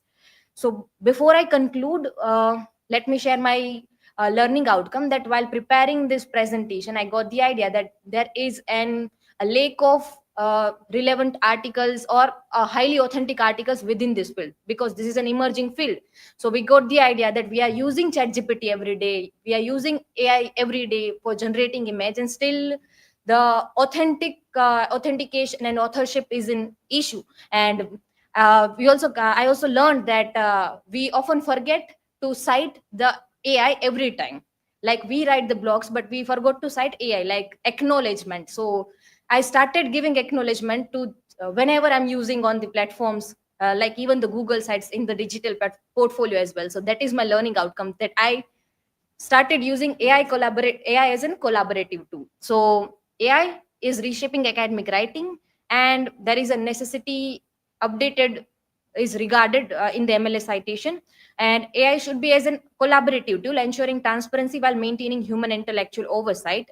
And of course, there is a future research should develop a universal AI citation framework which across the discipline to make it more accessible.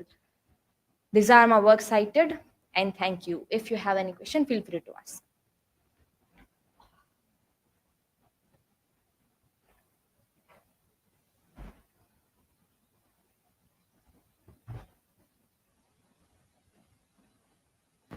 So, Dhatri, my question is, do you think AI generated citations will make academic research more accessible, or do you worry that it might lead to a decline in critical engagement with sources? It is a kind of a two side of one coin. Like because AI is providing good content, let we acknowledge that it provides a good content. So there is a high chance that now the citation will increase, and that also leads to, like, when we are sharing the chat, or creating a link, it also asks that would you want to make it public or not. So if we are making it public, then it will be accessible for other people as well. So in that case, it would be a good idea, like, the if we are having a good prompt or good conversation or authentic conversation by providing our interpretation more, our contribution more in while having a conversation with generative AI or AI tools, then it will be a good idea. But at the same time, it will be the not so good idea in the case of, like, it may decline the critical engagement with the authentic sources, because we will go for easier option where we got the answer just in the 10 or 15 seconds. So we'll go for that rather than going for searching for the library, going to the MKBU site and then searching in the library and still not finding the sources. So there is the challenge. So we have to, like, it's our personal responsibility in that cases, I would say.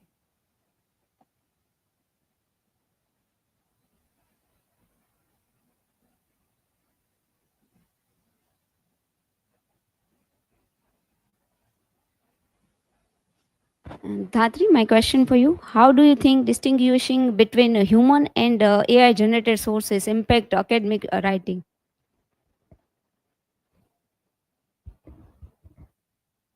So human and AI generated sources are now, like, we are learning almost our class, and now the as since the AI has been started to coming in the department, we have started learning with the AI. So it like engages with our everyday life, and we learned our academics sources by that. So I think it impacted academic writing, because we are reliable, highly rely on AI generated content and AI generated sources. So it impacted it like, of course, we are practicing that, we are writing a rough draft and providing it to the chat gpt, and it writes in academic format, so we don't have to worry about that. So it impacted in that case as well. And it is in that way, it is easier, but we have to learn from that integration of AI must not leads to a degradation of our own personal skills or academic skills. I hope that answers your question. Thank you.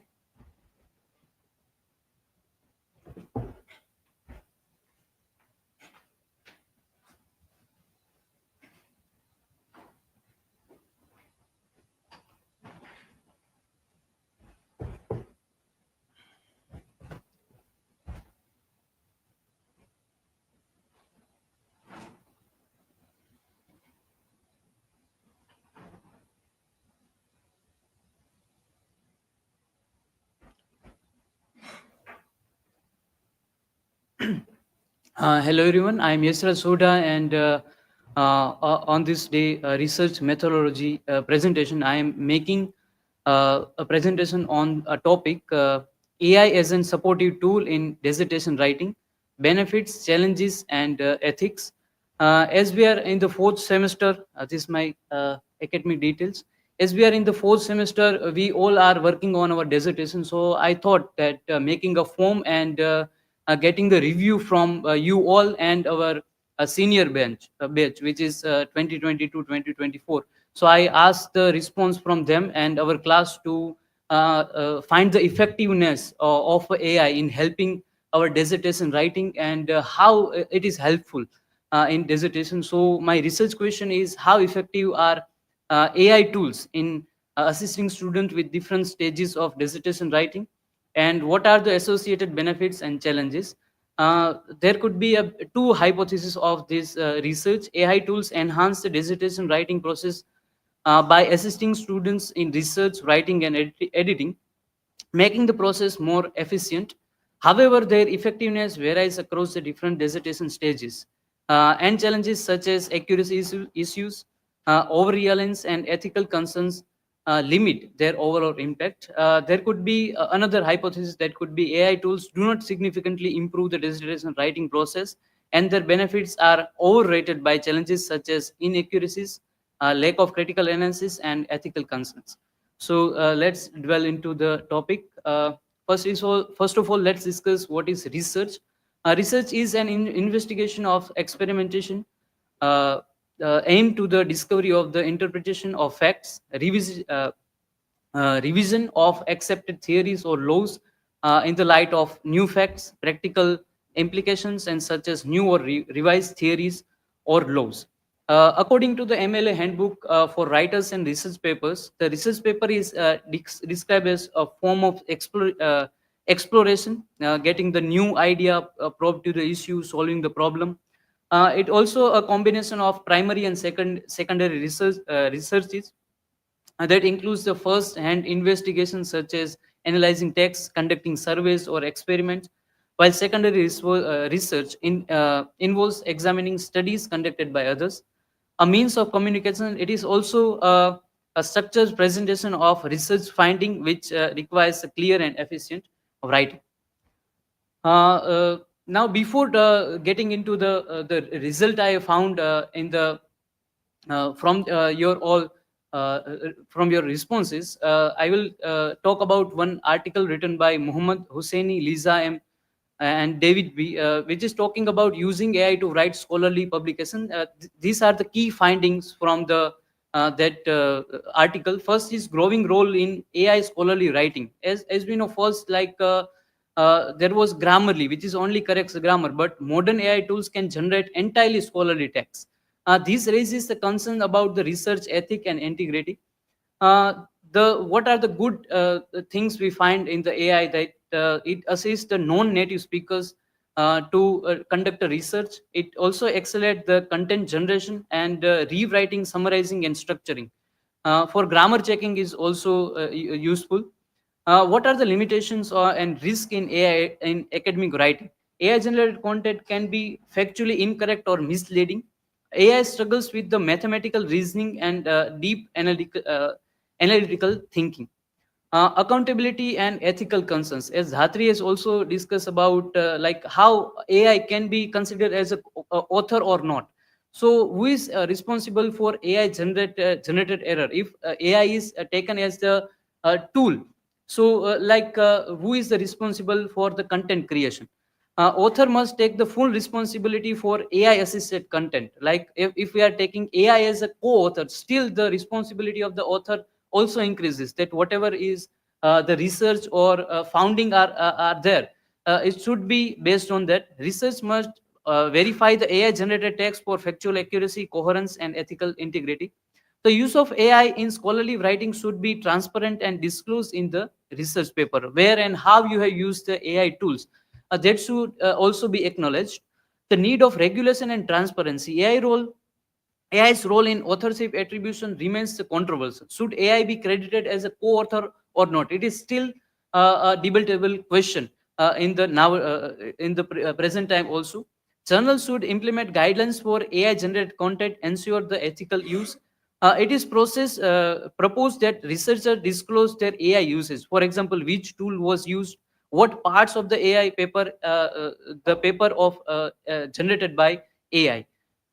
So that is from there. Now, before going towards your all experiences, I would like to share my own experience by using the AI in my dissertation writing.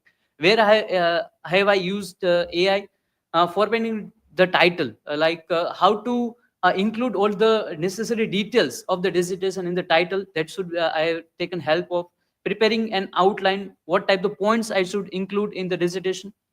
For grammatical errors, of course, for analyzing the documents, organizing the content, and summarizing and paraphrasing also I have used. How do I see the effectiveness of AI? My personal experience is pros. It saves time, of course, reduces the grammatical mistakes, helps in organizing the ideas, makes work more easy. Like if I take the example of this making this presentation also. So AI is used a lot. It saves my time also to make this presentation. Some of the limitations we also find, if we over rely on the AI, there is a fear of losing the reading ability or critical thinking skill. If not properly, if you are just giving the article to the AI and just generating the content from that, and you are using that in the presentation or dissertation, that it could lead to your critical thinking, and if you don't cross check, then there is the higher possibility in the mistakes also. Have to be precise, you have to give the proper content and the context to the AI, then and then you will get the result of your desired result, then and then you can get. It makes lots of mistakes, so cross check is required. We always has to cross check the AI generated content. Now from the finding, evaluating the responses, what type of responses I get from the our batch as well as from our seniors. First question is, which AI tools have you used for your dissertation, and how frequently do you use AI? So the key finding from that chat GPT, it is I got the 25 response from our batch and the seniors that most of them are using the AI, or sorry, chat GPT, and Gemini, followed by Gemini, which is like 76%, and Claude by 72%. And 72% of the students use AI daily, showing strong reliance on AI in dissertation writing. That could be shown in this research. Second question could be, how effective was AI in different dissertation stages? Like I have also mentioned the dissertation stages.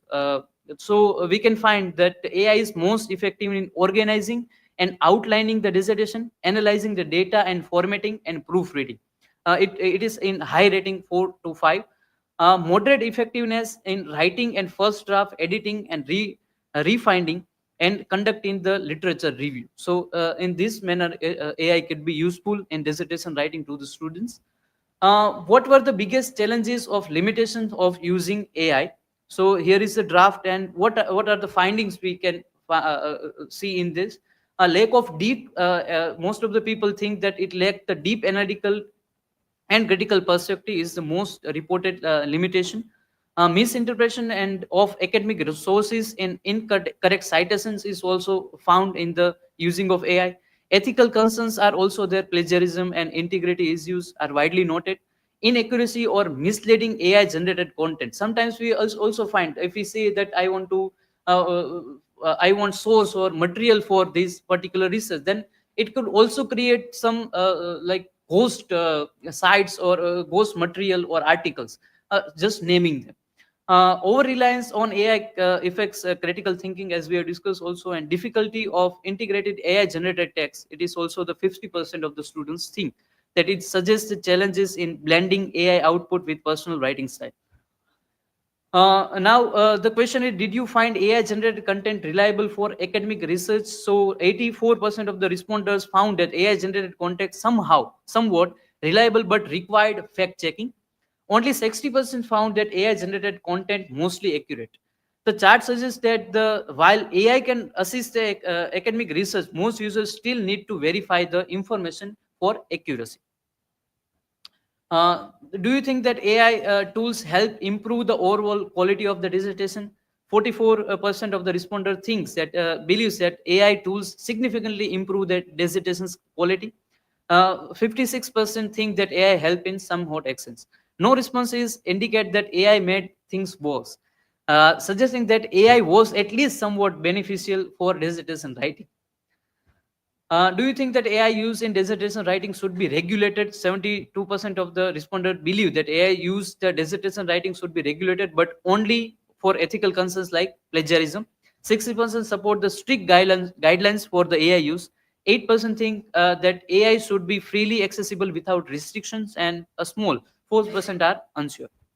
Would you recommend AI to the other students for dissertation writing? Most of the students thinks that they would recommend to the students, but with the caution and indicating concerns about the reliability, ethicals, and effectiveness. 28% definitely recommend the AI tools, having confidence their usefulness, and 0% of the people think that it is the traditional method should be used for the dissertation writing. Do you think that AI will have the standard tool for academic research in future? It is the question.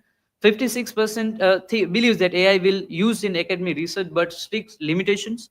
40% think that AI will be widely accepted and integrated. A small percentage uncertain, and no respondent completely reject that AI for academic research. So what could be the final key finding from the research? AI is not fully reliable. 84% think that thinks that it requires fact checking. AI helps improve dissertation quality, of course, but only moderately. Ethical concerns exist, 72% support the regulations. AI should be used cautiously, 72% would recommend it with the caution. AI will likely to be standard tool, but with strict limitations. AI is useful assistant, but not a replacement for the critical thinking or academic integrity. Now, if I talk about my personal learning outcome from this presentation, so I also introspect myself that how I use the AI, and sometimes I also haven't give the acknowledgement to the AI tools that I have used there.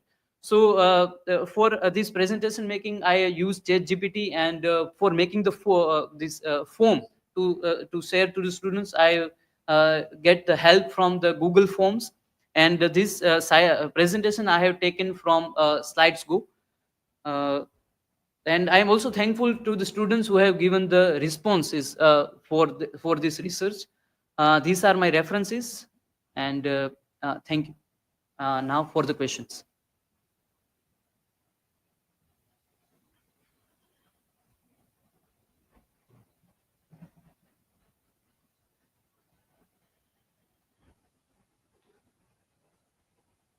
So yes, Raj, as your survey depicts that not much of people are interested in traditional ways of dissertation writing. So my question is, if AI disappears, the dissertation quality may decline. Isn't it alarming that our dependence on AI is weakening intellectual abilities and threatening the future of academic scholarship? Yes. It could be a good question that if we are reliance, our reliance is more on AI. If we are not able to do the research without AI, it is still a question. But it also asks the question that if we are not moving with the technology, then we are lagging behind. Like if we see the traditional methods of doing the research, we have to go to the library. We have to see the all the sources, available sources. We, for the proof checking or grammatical errors, we have to refer so many books, or we have to refer a person who is good in the English language or any other language. So AI helping us in such a manner, but it also forms the question that in the further scholarship, if we are not able to do any traditional method, then this could be a question that how without the AI, how would we ourselves do the research? So yes.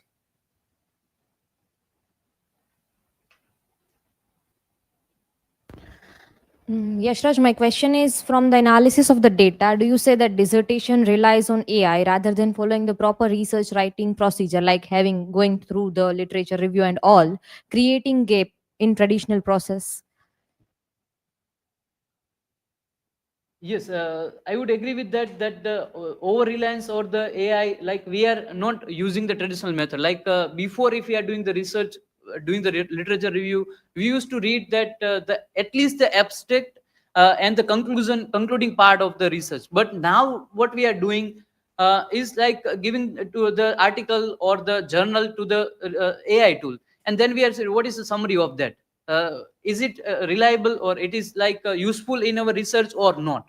So we are not going like the traditional method, not reading. I'm not questioning, it is not the question of reading the whole article, but we are not reading the even the abstract or the concluding part of the things. So research is also find that we are relying on the AI, but it is also our personal responsibility to be with at least with the traditional method, like not overtly relying on the chat gpt or any other AI platform. We ourselves cross check, or at least in the literature review, or like reading the material, we take the responsibility of reading all the materials and then doing the research. So yes, I think that is the answer. Thank you.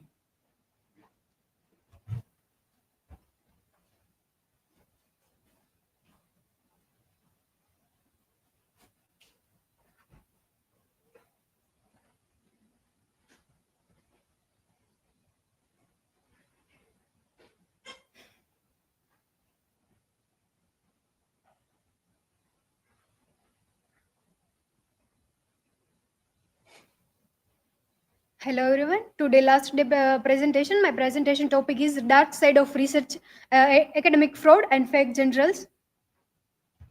This is my personal detail. Table of content, the research questions and hypothesis in my presentations. Research questions: how does academic fraud, the prolifications of fake journals affect the integrity and credibility of academic research? Hypothesis: the rise of academic fraud and fake journals negatively impact the credibility of research, leading to a decline in truth in academic publications and affecting the qualities of scholarly knowledge produced. Introductions: academic fraud. Academic fraud involve unethically practices in research, including plagiarisms, data fabrications, and falsifications, ghostwriting, and manipulated peer reviews. It also include duplicated publication in to inflect publications counts and counseling conflict to interest, which compromise research integrity. Academic fraud, growing problem. Academic fraud is rising due to pressure to publish, weak oversights, and profit drive academic publishings. The publish or perish culture force researchers to plagiarize, falsify data, or engage in unethically authorship to secure funding and promotions. Lack of strict peer review is in many journals allow fraudulent research to go undetected. Role of predatory journal in spreading misinformations. Predatory journals publishing research without proper peer review, allowing a false of a misleading studies to enter academia. They operate on the pay to publish model prioritize profit over qualities. These journals pollute academic literature by spreading unverified claims, which are later cited in legitimate research, media, and even policy making. The rise of predatory journals. What are the predatory journals? Exploitive publishers charging fee without proper peer reviews, mimic reputable journals but lack rigorous additional standards. Factors contributed to their rise. Um, Monetizations of academic publishing, proliferation of paper mills, academic pressures, publish or perish culture forces research to seek quick publications. Consequences of predatory publishing: erosions of scientific integrity, financial exploitations, and misinformation spread. How to address the issues: awareness and education. Train researchers to identity predatory journals and stricter regulations. Enforce transparency in peer reviews. Collaborative efforts. Institute and funding bodies must uphold ethical publishing standards. How researchers fall into the trap: pressures to publish or perish. Academic must frequently publish to secure funding, promotions, or tenure. Emphasizing on qualities over quantity over qualities can lead to rushed or unethical research. Lack of awareness about predatory journals. Early career researchers may not recognize fake journals. Predatory journals mimic reputable ones, making them hard to detect. Lack of proper weighting lead to the spread of misinformations. Temptations of quick and easy publication. Researchers seek rapid publication due to careers pressures, and predatory journal promise fast review but lack rigorous evolution. Low quality or fraudulent studies undermine academic integrity. Case studies of academic fraud: the SCI Jane hoax, development by MIT students in 2005 to generate random computer science papers. Several fake papers were accepted by conference, exposing weak peer reviews, lead to increased scrutiny of low qualities academic conference. The Sokal affair, in 1996, the physicist Alan Sokal submitted a deliberately nonsensical paper to social text. The journal accepted in highlighting the lack of reader in some modernist academic publication. Indian fact research industry, uh, India and China have a high number of predatory journals. Research pay to publish in fact journals to meet academic requirement. Many universities and regulators struggle to curb the rise of fragmental research.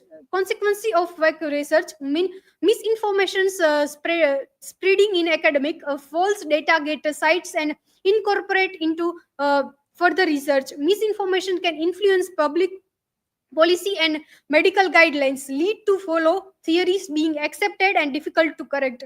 Loss of credibility for research. Retractions damage academic careers and reputations. Research caught in fraud may lose funding and job opportunities. Trust in scientific institute decline due to repeated cases. Waste of funding and resources. Grant and funding are misused on fraudulent projects. Resources spent on verifying and retracting fake research reduce opportunities for genuine researchers to receive a support. How to identify fake journals? Checking journals credential. Verify if the journals is indexed into the DOGE scope or web of science. Indexed journals follow strict quality control and peer review standards. Avoid journals not listed in the recognized database. Looking for peer review process. Check if the journals mention double blinding, or rigorous peer review. Look for detailed peer reviews timelines. Avoid journals with instant or accepted claims. Using tool like Bell's list to detect predatory publishers. Bell's list track portion possible or probable predatory journal. Cross check a journal's name against Bell's list or other watchdog sites. Avoid journals that have no editor boards or fake impact factors. Solution and ethical publications. Importance of responsible publication. Responsible publishing ensures the credibility and reliability of academic research. It upholds ethical standards, promote the knowledge disseminations, and protect the integrity of scholar works. Ethical research practice, peer review and quality control. Open access with traditional publishing. Second, promoting awareness about predatory journals. Predatory journals exploit the academic publishing model by charging fee without providing legitimate peer reviews or editorial oversights. Identify a predatory journals impact on research qualities and tools of researchers. Third, strengthening academic integrity policies. Institute must implement a strict policy to uphold research ethic and combat unethical publishing practices. Institutional guideline and training. Role of university and funding bodies, and legal and ethical consequences. Conclusion: the need for vigilance in academic publishing is a crucial to maintaining the integrity of scholarly work. With the rise of predatory journal and fraudulent research practices, researchers must carefully evaluate where they publish to ensure their works contributed mainly to the academic community. Ethical research practices such as proper peer reviews, transparency in data collections, and in citation standards are essentially in preventing misinformations and upholding academic credibility. Institution and funding bodies must also play an active role by enforcing strict publishing guidelines and promoting awareness about unethical practice. Encouraging vigilance and ethically research ensure that knowledge productions remain rigorous, reliable, and beneficial to societies. This is my references, and thank you. If you anyone have question, to feel free to ask.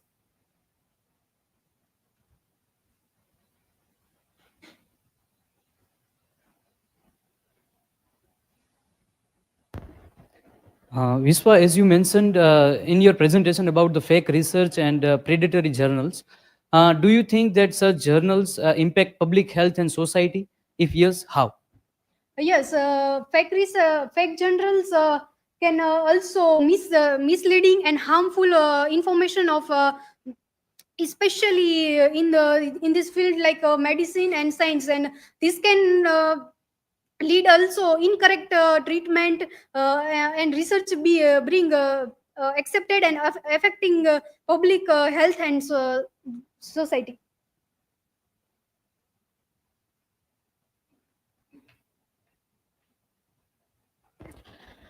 Vishwa, my question is for you. How to check editorial board of fact journals? What factors should be considered? To check journals editorial board and look up the editor's name on university websites or research uh, websites on research also, and the key factor also affiliations, transcendency, suspicious patterns, and website qualities. Thank you.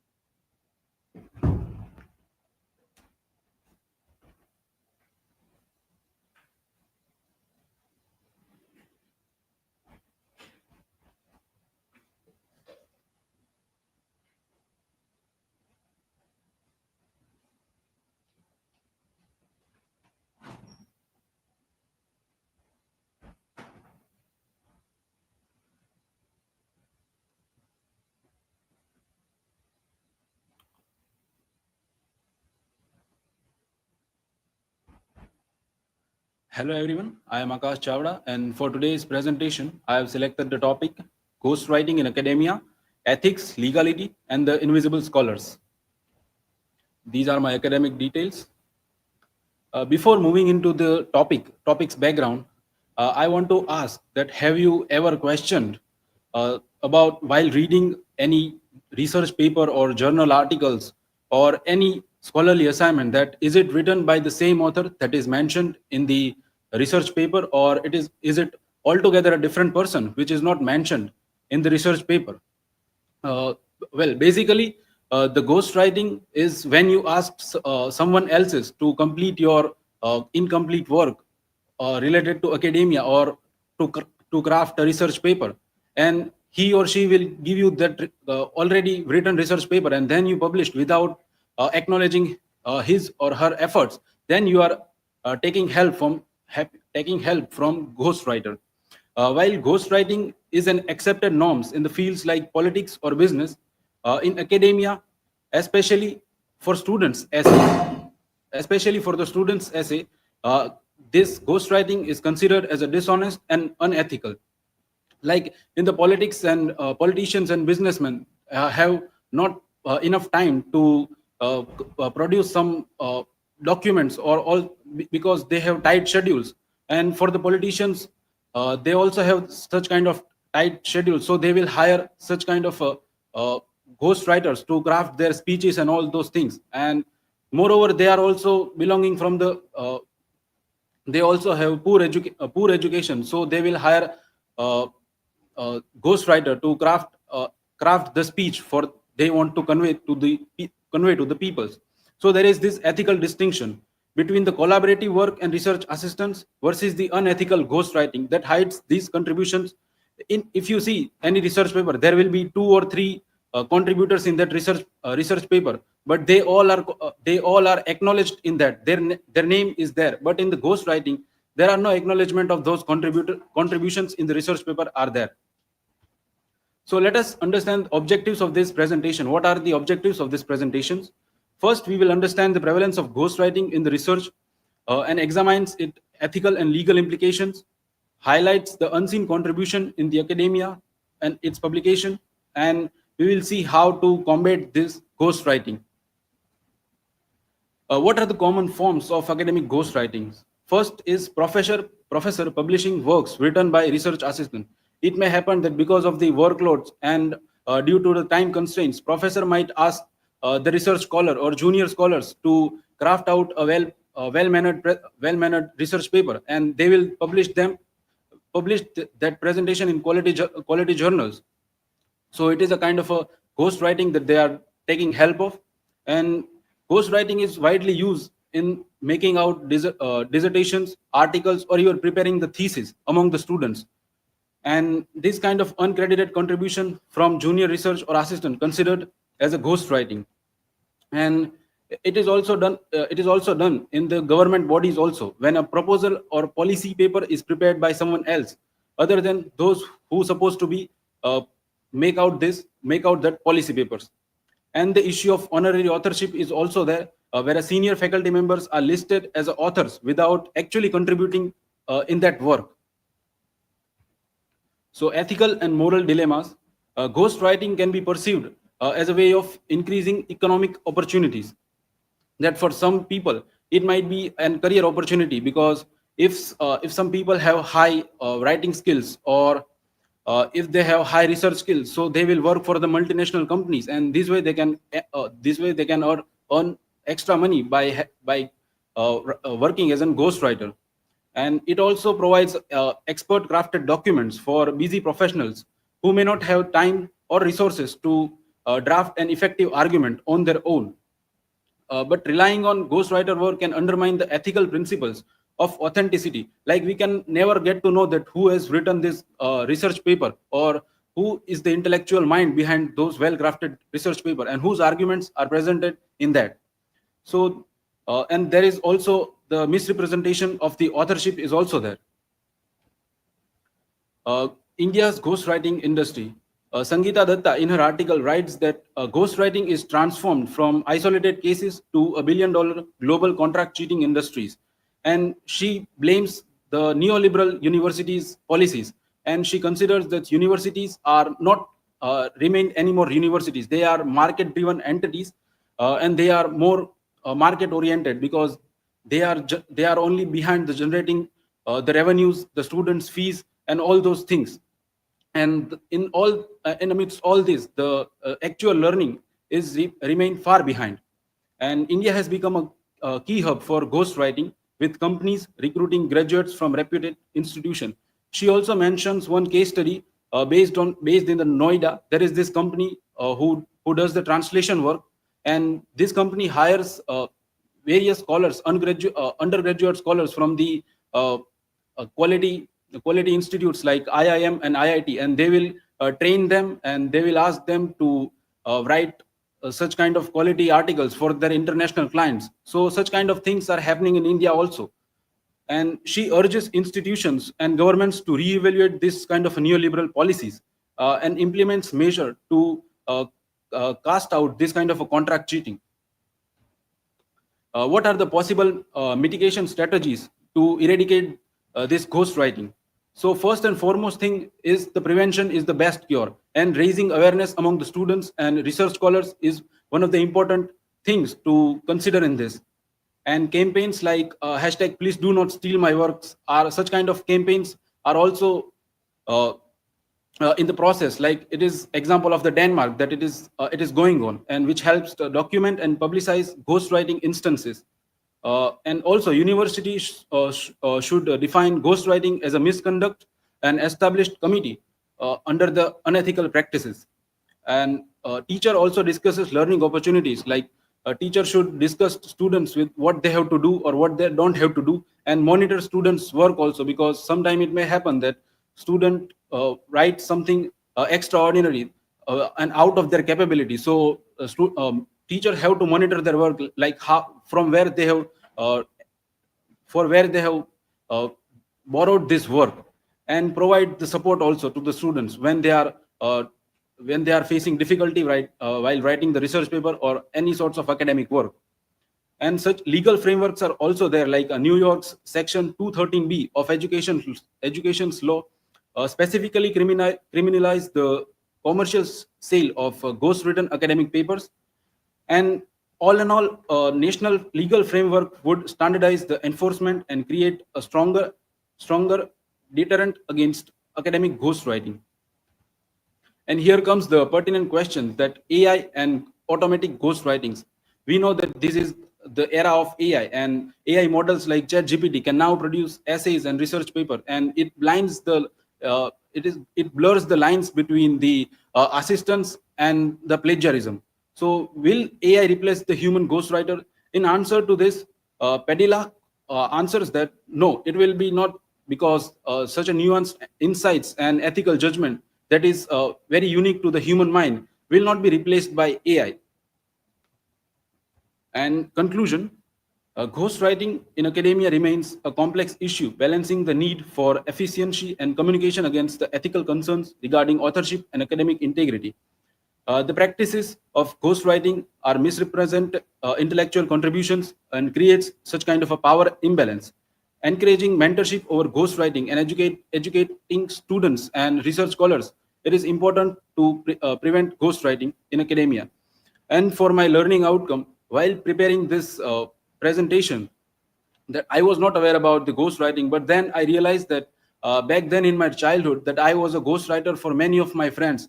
Like during 10th or 12th, that I was used to write many assignments for them, but at that time I was not able to understand that what am I doing. Like they were telling me that I don't have time to prepare this, or I don't have time to write this assignment, so please can you help me. So I helped them.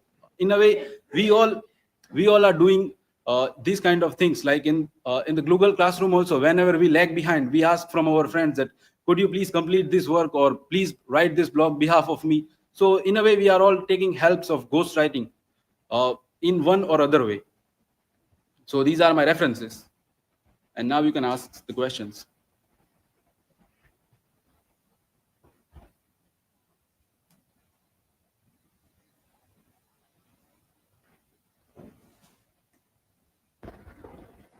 Akash, as you have talked about ghostwriting in research, we also see that many celebrities hand over their social media accounts to others, who then post there on their behalf. Can this practice be also considered as a ghostwriting or not? Well, in my personal opinion, it can be considered a ghostwrite, but it is a deliberate ghostwriting, because we don't know the schedule of celebrities, because they have constantly been out of India, or in India also they are shooting, and they have a tight schedule. And I also mentioned in this presentation also, because of the tight time schedules, also the people tends to hire this kind of a ghostwriters. And it is, as I said, that it is deliberate attempt to, and it is not anywhere in a legal framework that you should not hire a ghostwriter, because there are many instances, and there are many people who are hiring a ghostwriter. So managing a social profile to hire a ghostwriter, it is, I think, very appropriate thing to do.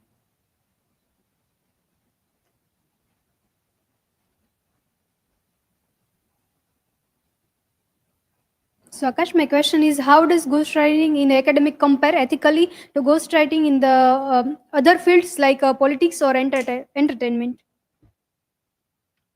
Yes, these both are the the different fields. Like ghostwriting in academia is altogether a different field, and ghostwriting in entertainment industry or politics is a different thing. In the academia, we can consider ghostwriting as a unethical, or and as I mentioned in the presentations also, like many politicians do take the help of ghostwriters, because many politicians do not have a proper educations. Also in India, it is especially they are not properly educated, and therefore they do not have proper skills to craft a well draft speech. And it is important that their insights they convey their insights to the public very helpfully. And if we talk about the entertainment, that I already answered that question in Yashraj's question. So yeah, it is this. Thank you.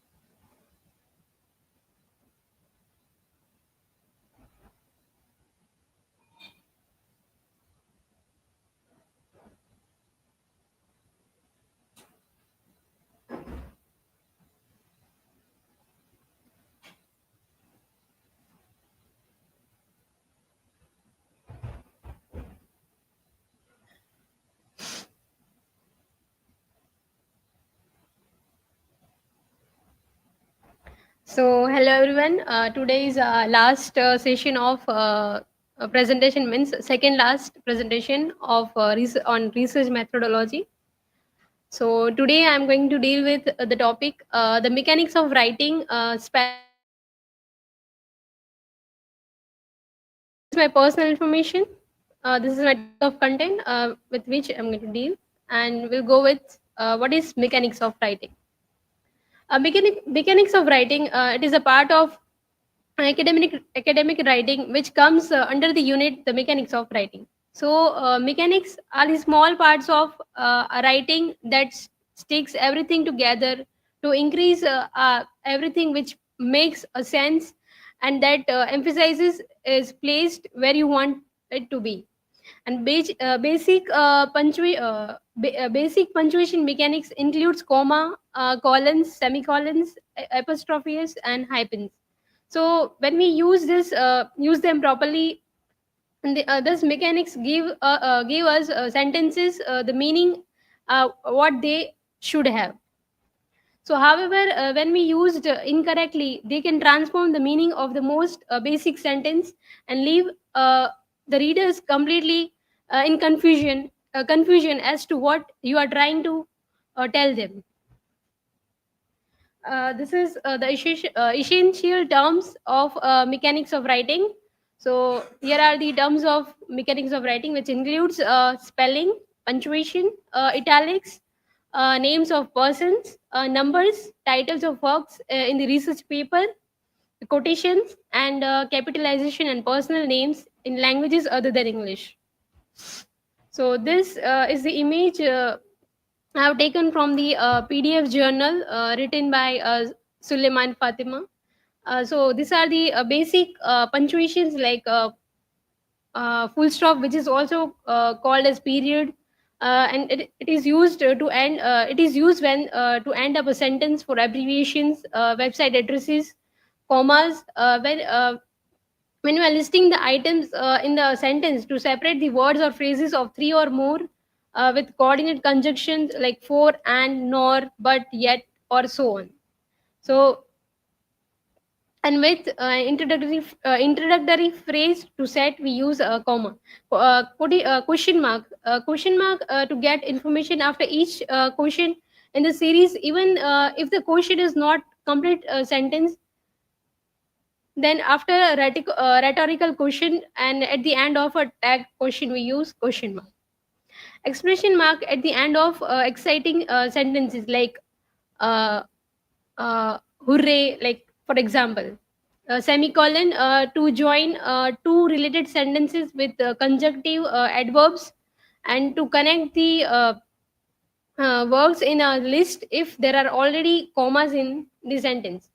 Then colon, quotation marks, and then parenthesis is also called as ellipsis. No, sorry, it is used for enclosing the information that can be left out. Then these are the hyphen, and dash, am dash. I will not discuss more on this. We'll go with the spelling first, with its example and usage. So spelling, including the hyphenation, should be consistent throughout the research paper, except in quotations, which must retain the spelling of the original, whether correct or incorrect. Its usage.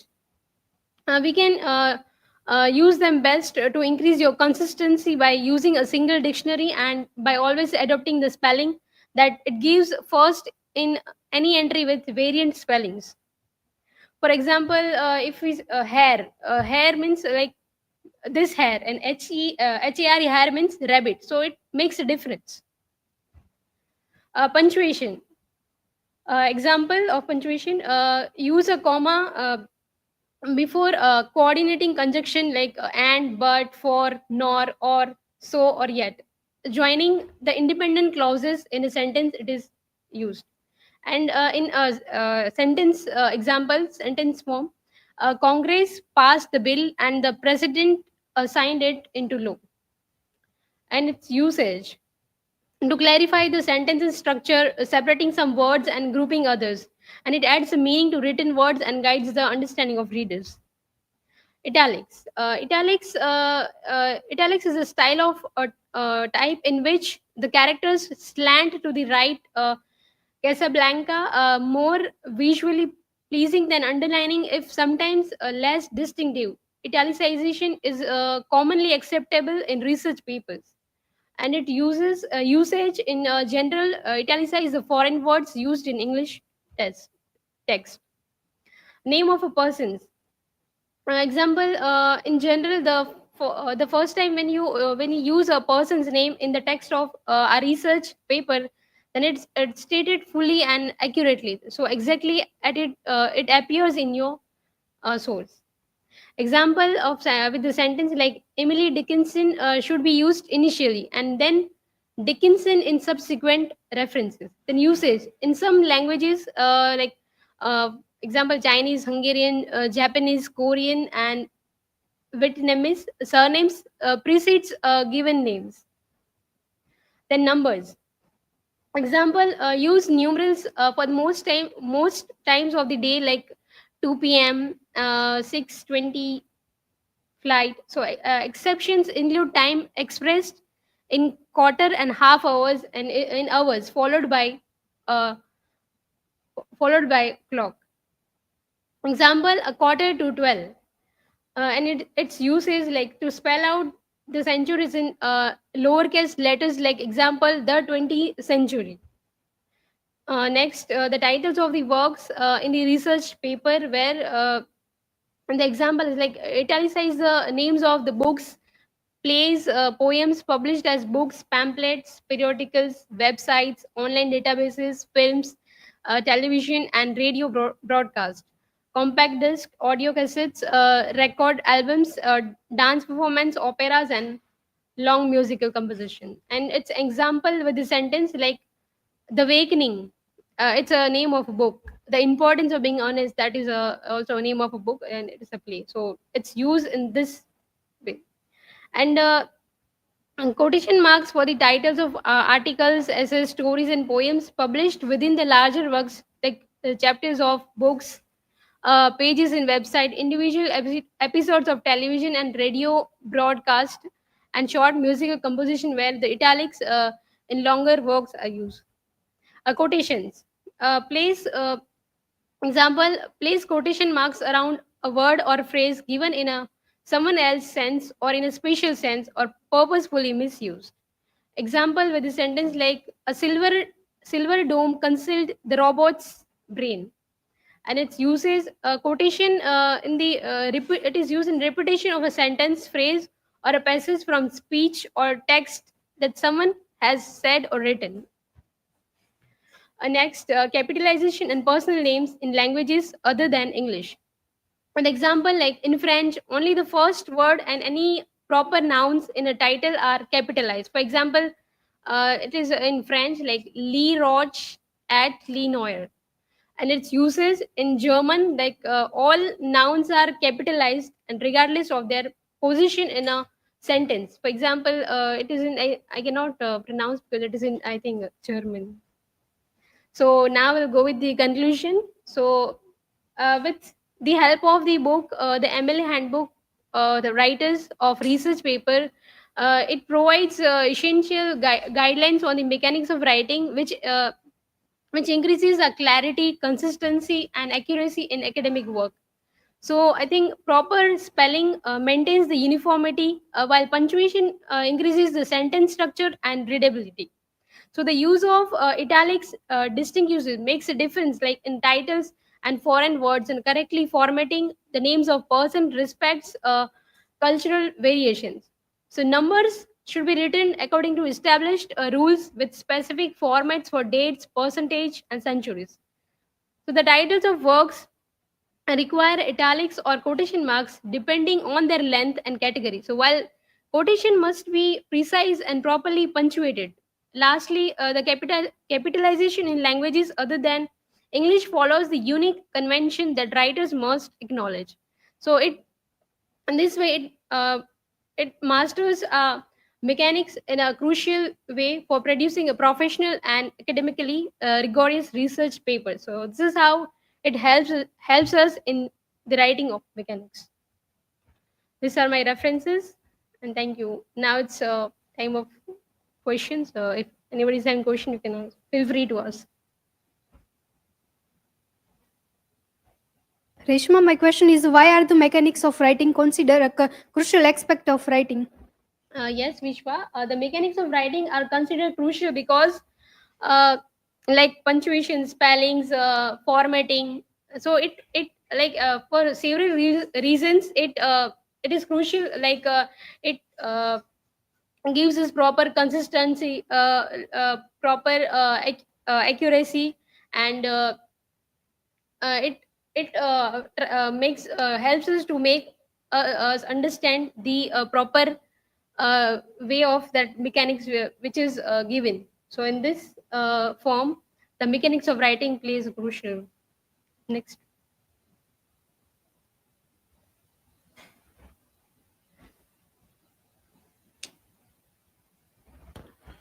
Reshma, according to the presentation you have made, can you tell the difference between italics and quotation marks in formatting titles? Yes, Akash. The difference between italics and quotation marks is that like italics are used in the longer works like dissertation writing, we can in thesis, in a newspaper, for books and movies. Whereas quotation marks are used in shorter works like articles, short stories, poems, etc. So in this way, uh, the mechanics of writing differentiates italics and quotation marks in formatting the title.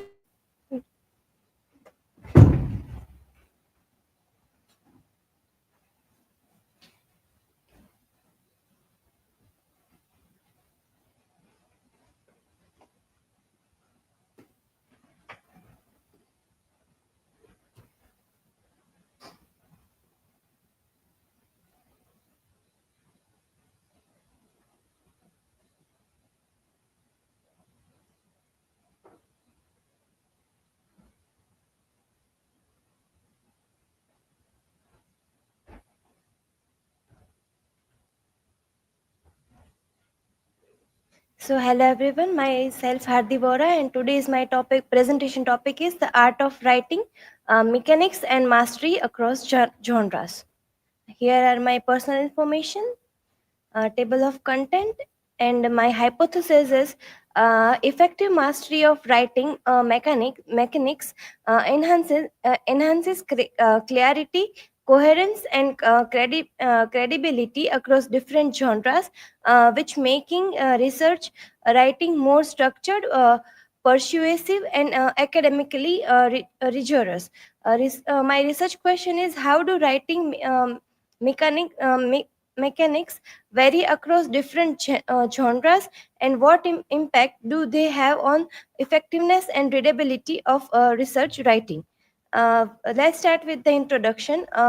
First of all, what is the meaning of mechanics of writing? Writing of mechanics is in research which ensure clarity, coherence, and credibility. They include grammar, syntax, punctuation, spelling, and formatting rules. Proper structuring and ideology and logical organization enhance readability. Another thing is citation styles like AP, MLA, and Chicago, etc., maintain the academic integrity. A formal objective tone is essential for research writing. Strong mechanics ensure that ideas are clear and arguments are well supported. Mastery of writing mechanics enhancing the effectiveness of research communication. Benefits of writing is essential, since it helps to express one's personality, foster communication, develop rethinking skills, make logical and persuasive argument, give a person a chance to later reflect on his or her ideas or re-evaluate them. And another thing is provide and receive feedback and or prepare for school and employment. Second thing is writing across genres, a comparative approach. explores the distinct style, structure, and purpose of various writings forms, which highlighting their unique techniques and convention. Another thing is writing varies by purpose, audience, and convention. The genre approach ensures the effective communication by adhering to established norms. First, in the context of academic writing, there is a formal and structured writing which emphasizing precision, argumentation, and citation for credibility. Creative writing focuses on storytelling, literary device, and emotional impact on engaging readers. For example, novels and plays. Journalistic writing, which prioritize objectivity, clarity, and inverted pyramid structure for accessible news reporting. Another thing is business and technical writing, which ensure consciousness, clarity, and an audience driven approach for practical communication. Each genre serves a distinct function, and mastering their convention enables effective writing across diverse contexts. Third one is researching writing mechanics, methods, and analysis. Research writing involves finding a topic, identifying a problem, gathering research, and logically presenting the evidence using scholarly writing conventions. There are two research methods. First is qualitative research, and the second is quantitative research. In qualitative research, uh, uh, uh, gathers numerical data like words, images, and sounds to explore subjective experience and attitudes, often via observation and interviews. It also aims to produce detailed descriptions and uncover new insights about the studied phenomenon. Quantitative research collects numerical data and analyze it using statistical methods. The aim is to produce objective empirical data and that can be measured and expressed numerically. And quantitative research is often used to test hypotheses, identifying patterns, and make predictions. Another thing is linguistic and stylistic analysis tools in AI in writing. There are grammar checkers which identify the correct grammatical errors for clarity and correctness. For example, Grammarly. Plagiarism detectors which ensure originality by comparing text with vast online database. Example, Turnitin and Copyscapes. Readability analyzers are assess text complexity and suggested simplification for better audience engagement. For example, Hemingway Editor and Readable.io. Sentiment analysis tools which evaluate tone and emotional impact in creative and journalistic writing. Example, IBM Watson and Monkey Learn. Last one is AI writing assistants, which enhance coherence, style, and fluency by generating suggestions like ChatGPT and Gemini AI. Text summarization tools condense lengthy content while retaining key information. Example, Quillbot. Speech to text converters which that assist in the transcription and content creation from accessibility. Example, Otter AI and Dragon Naturally Speaking. Translation tools bridge linguistic gaps with accurate multilingual text conversion. For example, Google Translation and DeepL. Data visualization tools which transform textual analysis into insightful charts and graphs. Example, Voyant tool and table AU. AI powered style enhancers which adapting writing to different genres and audiences for precision. Example, pseudo write and word tune. Fourth one is the challenges in writing and strategies for mastery. First one is overcoming genre specific pitfall in that tailor writing to its purpose. Academic writing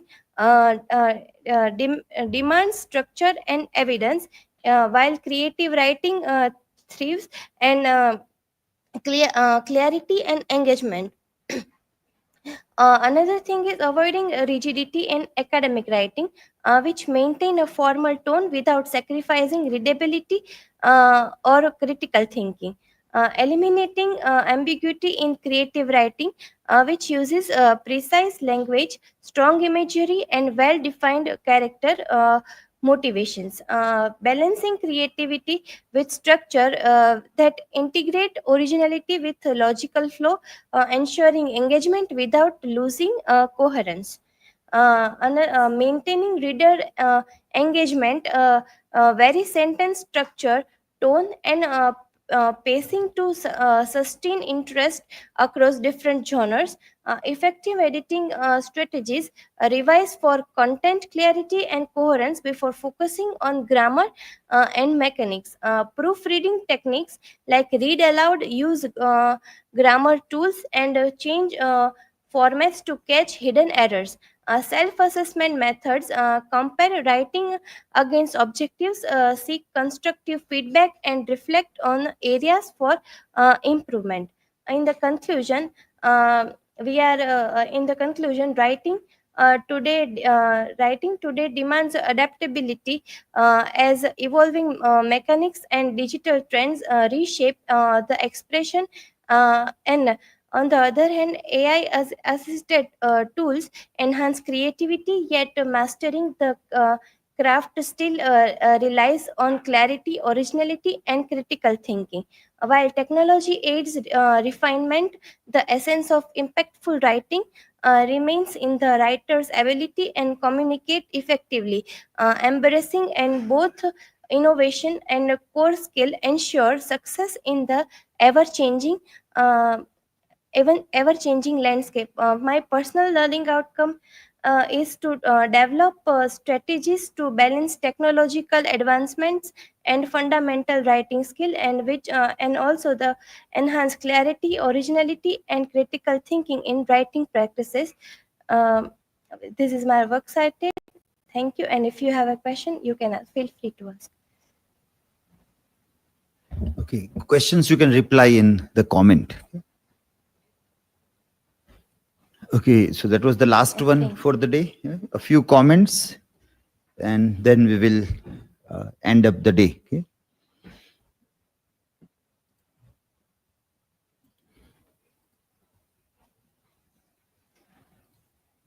So there were many interesting questions which were raised by many of you. We will take those questions in our workshop for dissertation writing. On that day, we will give answers to many of those questions, which requires some case study kind of understanding, that what are the cases that happens and what way people are coming down to the answer. In many of the cases, still final answers are not there, but when the case happens, the decisions are taken by the people who are there in the editorial boards, and how they try to battle with the plagiarisms with the help of AI and in another ways also. There is one thing that keeps on happening is about retraction of papers, retractions of the papers. Let me share a screen.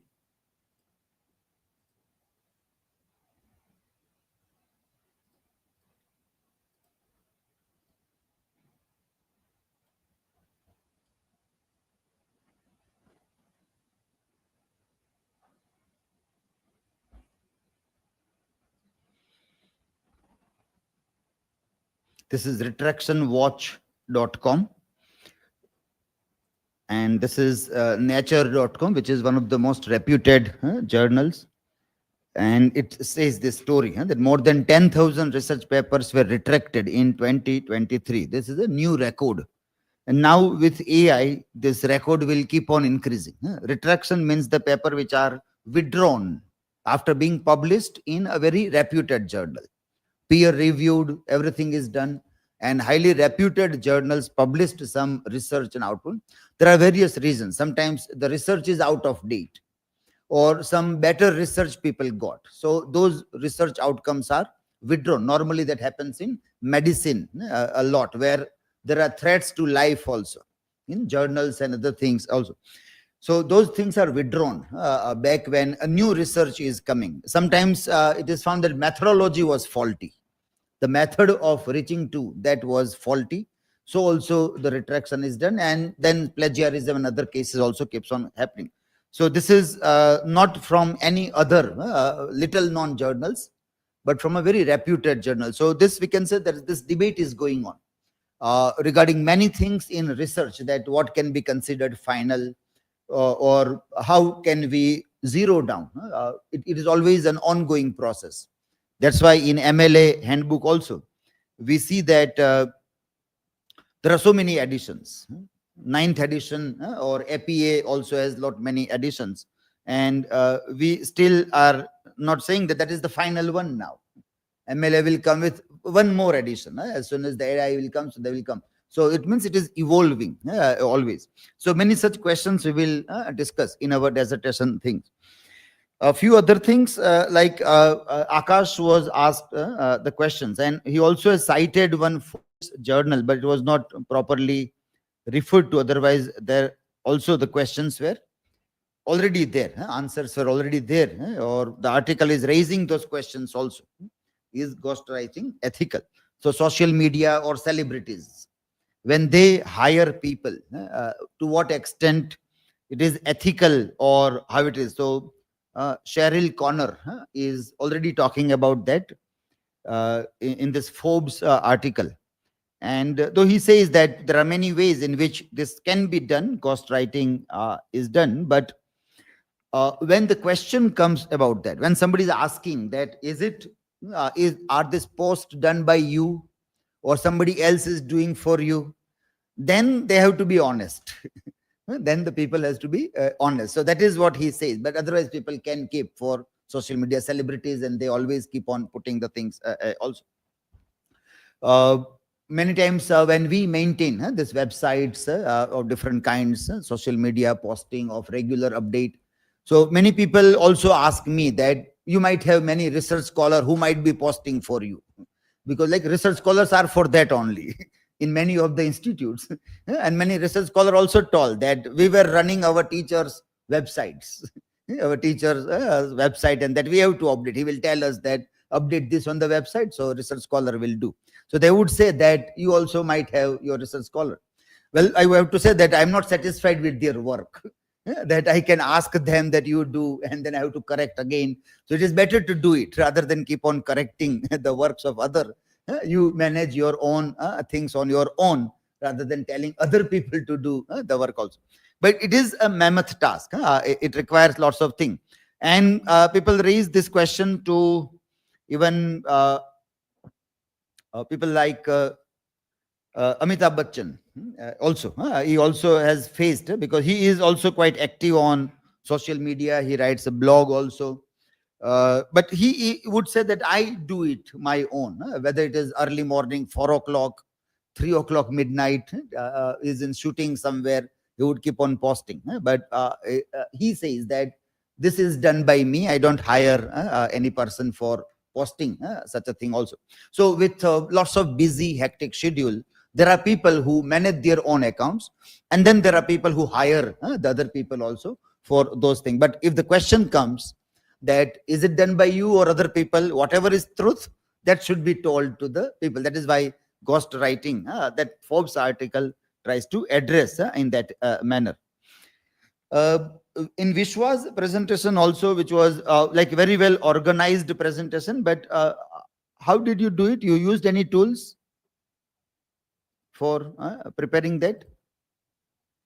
Any AI tools or the thing, Vishwa, did you use? Which one? from ChatGPT only. It looks very well organized, but how you find that there is some problem with the things which come there, which obviously comes with in-text citation also, which doesn't follow the proper things. So when you have this citations from Vox, the Atlantic, when we open the site, we see that the site is written by Kelsey Piper. So it should be in text with Piper, not with Vox. It should be with Piper. Maybe EA will put it as Vox also. But what we want under MLA is that in text citation goes with the name of the writer. So that you have to say, and then it is citing proper, but that content is not there. Inside what is mentioned is not exactly coming from that particular site or this Atlantic one. So it is again by Daniel Engber. But whatever is the content, what you find on the slide is not exactly suitable to that. And in the citations also, we find that it is not mentioning the name of the writer, even if it is there on Atlantic site. And third one is business school fraud. That is also not there. Secondly, when you work, so this is all cross verification. When you use AI, as you discussed that what are the concerns in Yashraj presentation also. These are the concerns that you use, but if you don't do cross verification that what has come, what has not come, then that will be a problem. This also is that slide, how to identify fake journals. Other things are quite good. Number one is good, DOAJ, Scopus, Web of Science. Looking for peer review process, that also is good. Third one, Buell's list. Now that has become quite problematic. Buell's list, once upon a time, it was recognized. If you look for Buell's list on Wikipedia entry, you will find the things that Buell is Jeffrey Buell, who was working with a library, University of Colorado. It's a very interesting case study. And he started writing a blog, posting that which are the journals which are predatory. And then when you put the things, the journal editors, publishers, writers will not like it, that the journal in which I have published is identified as a predatory journal. So I will bounce back. I will attack again the person who is doing that what is your authenticity? On what ground you are saying that? So lots of defamation lawsuits went against Buell. And then he stopped doing that, because to fight a legal battle with publishers, with writers was not possible. It was difficult also. So he stopped putting the Buell's list.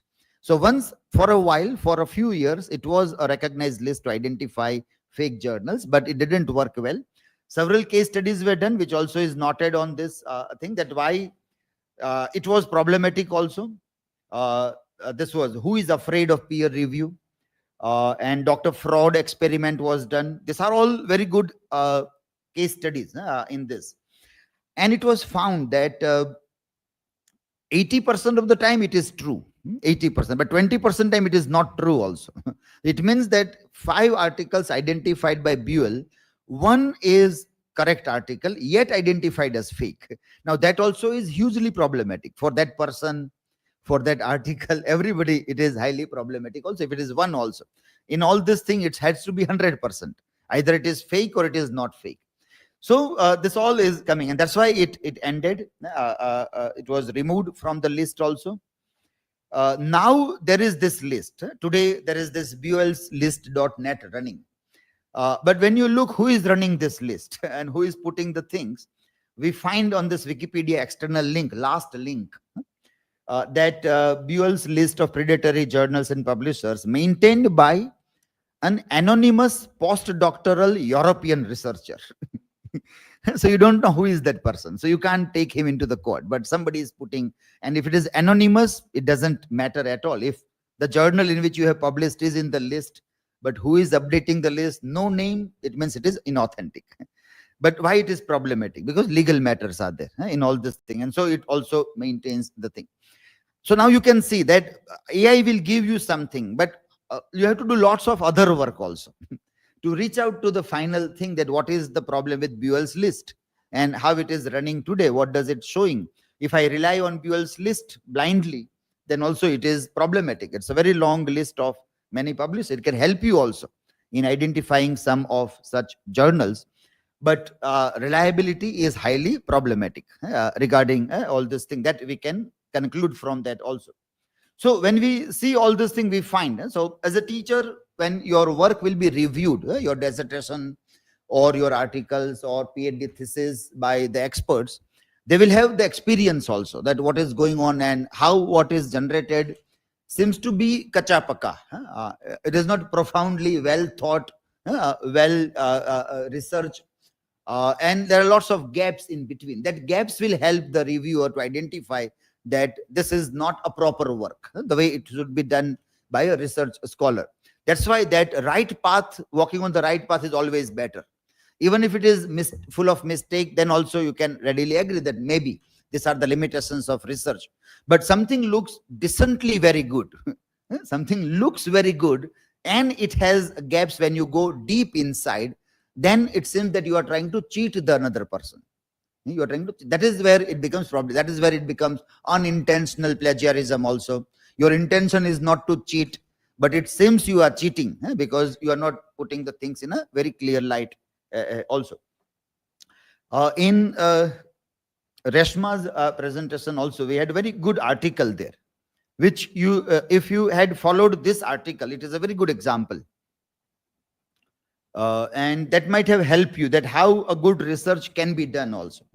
This is like simple thing like punctuation marks, which we many times think it is very simple what can be done in that, but this research is a good sample into that, which you have cited. But that method is good. So there is an abstract given, you want to highlight in this abstract. We read that the causes behind the misuse of punctuation marks in order to help Libyan students reduce committing less mistakes in both skills, writing and reading, both the skills, reading and writing, and misuse of punctuation marks. Now, misuse also means not using at all. Normally, we find that people don't have a habit of using punctuation marks. Proper punctuation marks are not used in academic writing. So for Libyan students, it is done. The abstract is given in, I think, Arabic language also, which is a normal practice that people put into the regional languages also. And then this research problem is given. After putting the research problem there, some questions are raised. Hypothesis is given. Now, this is important part, review of related literature, point number 2, which will be very important for your dissertations and other thing also. See how extensive review is done by this researcher. 2.1, everything is review of related literature. The quality of research matters a lot on review of related literature. Literature review is the backbone. And the better it is done, there are more chances of a better research being done there. So reading skill, that is one part. And you will see reverse 1981 in-text citation we are seeing. Okay? That is cited there, the work. Then we see Alderson 2000, Graham and Berlin 2000, Alderson 2000, reverse 1981. Harmer coming there. Then second one, writing and its relation to punctuations. Review related to this. Joseph 2001, Graham and Barron, Danielson, Robert. I'm just reading in text side. That gives me an idea, a very quick idea that how many things are reviewed by this research scholar.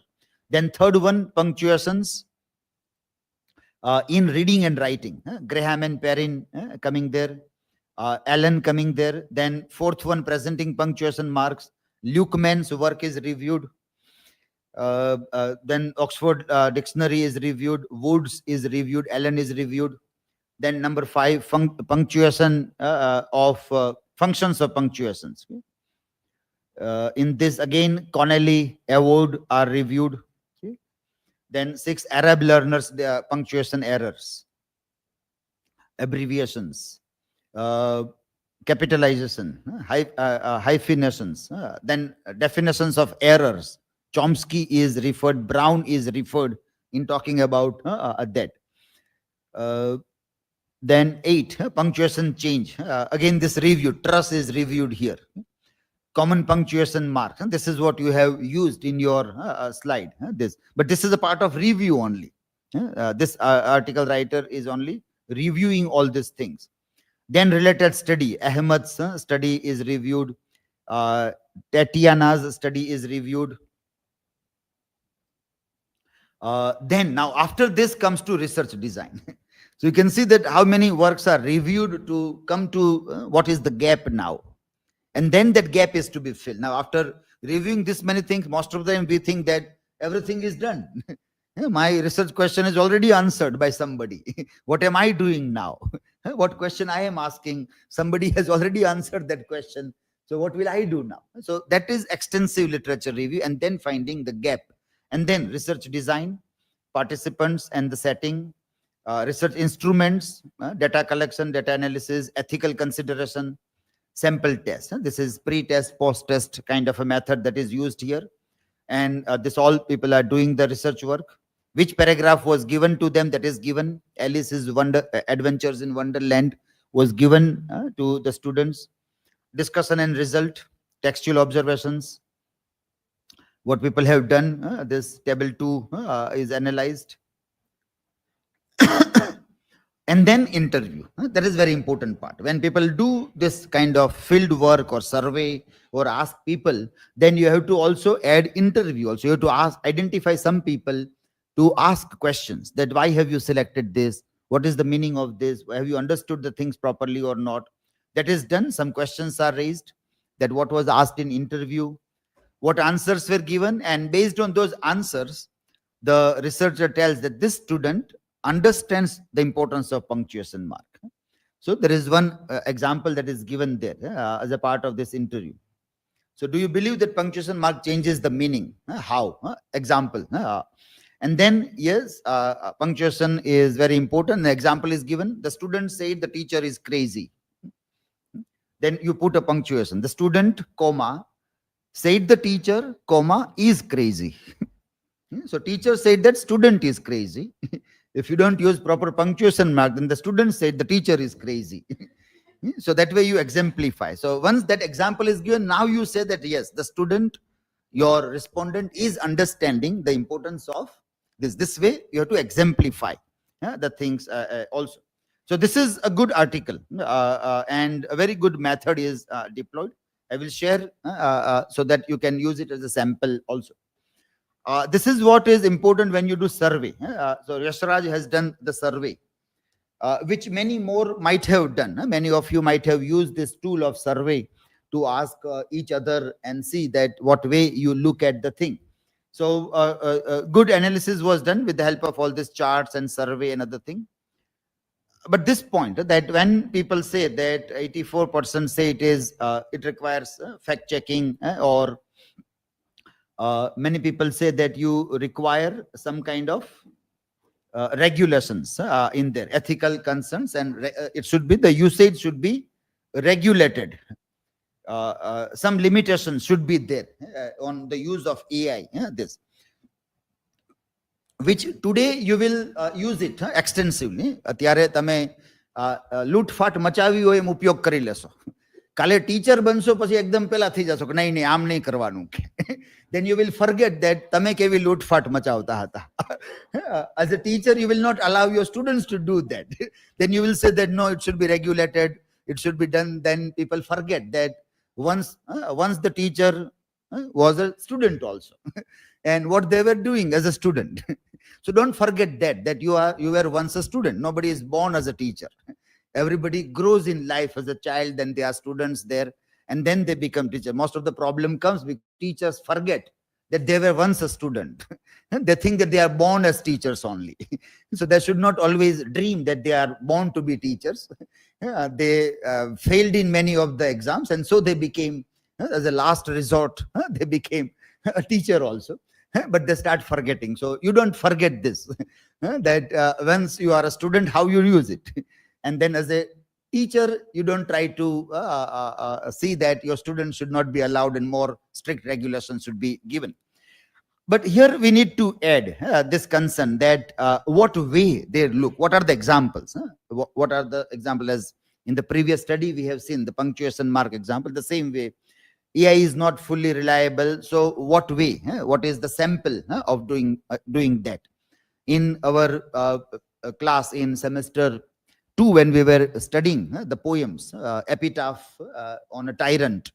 So we used AI and we did sample with DeepSeek. And we asked DeepSeek that if you have to write a poem today as Auden, in today's context, how will you write this poem? That was written for the dictators of 20th century.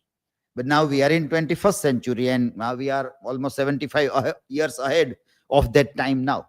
So it generated a good poem with the contemporary time about fake news and other thing it gave. Then we asked that keep in mind Donald Trump and write a poem. And it generated a poem also for Donald Trump. Then we asked for India's prime minister and we asked for Kim Jong, Korean leader, it generated. We asked for Putin, Russian president, it generated. We asked for China's Xi Jinping, the generator poem. And then it said that, no, let us talk something else. Now, that is an example that how DeepSeek is politically biased. Why it is made in China, and it is not a good example that AI should not be nationalistic. And keeping that example in India, people have started working.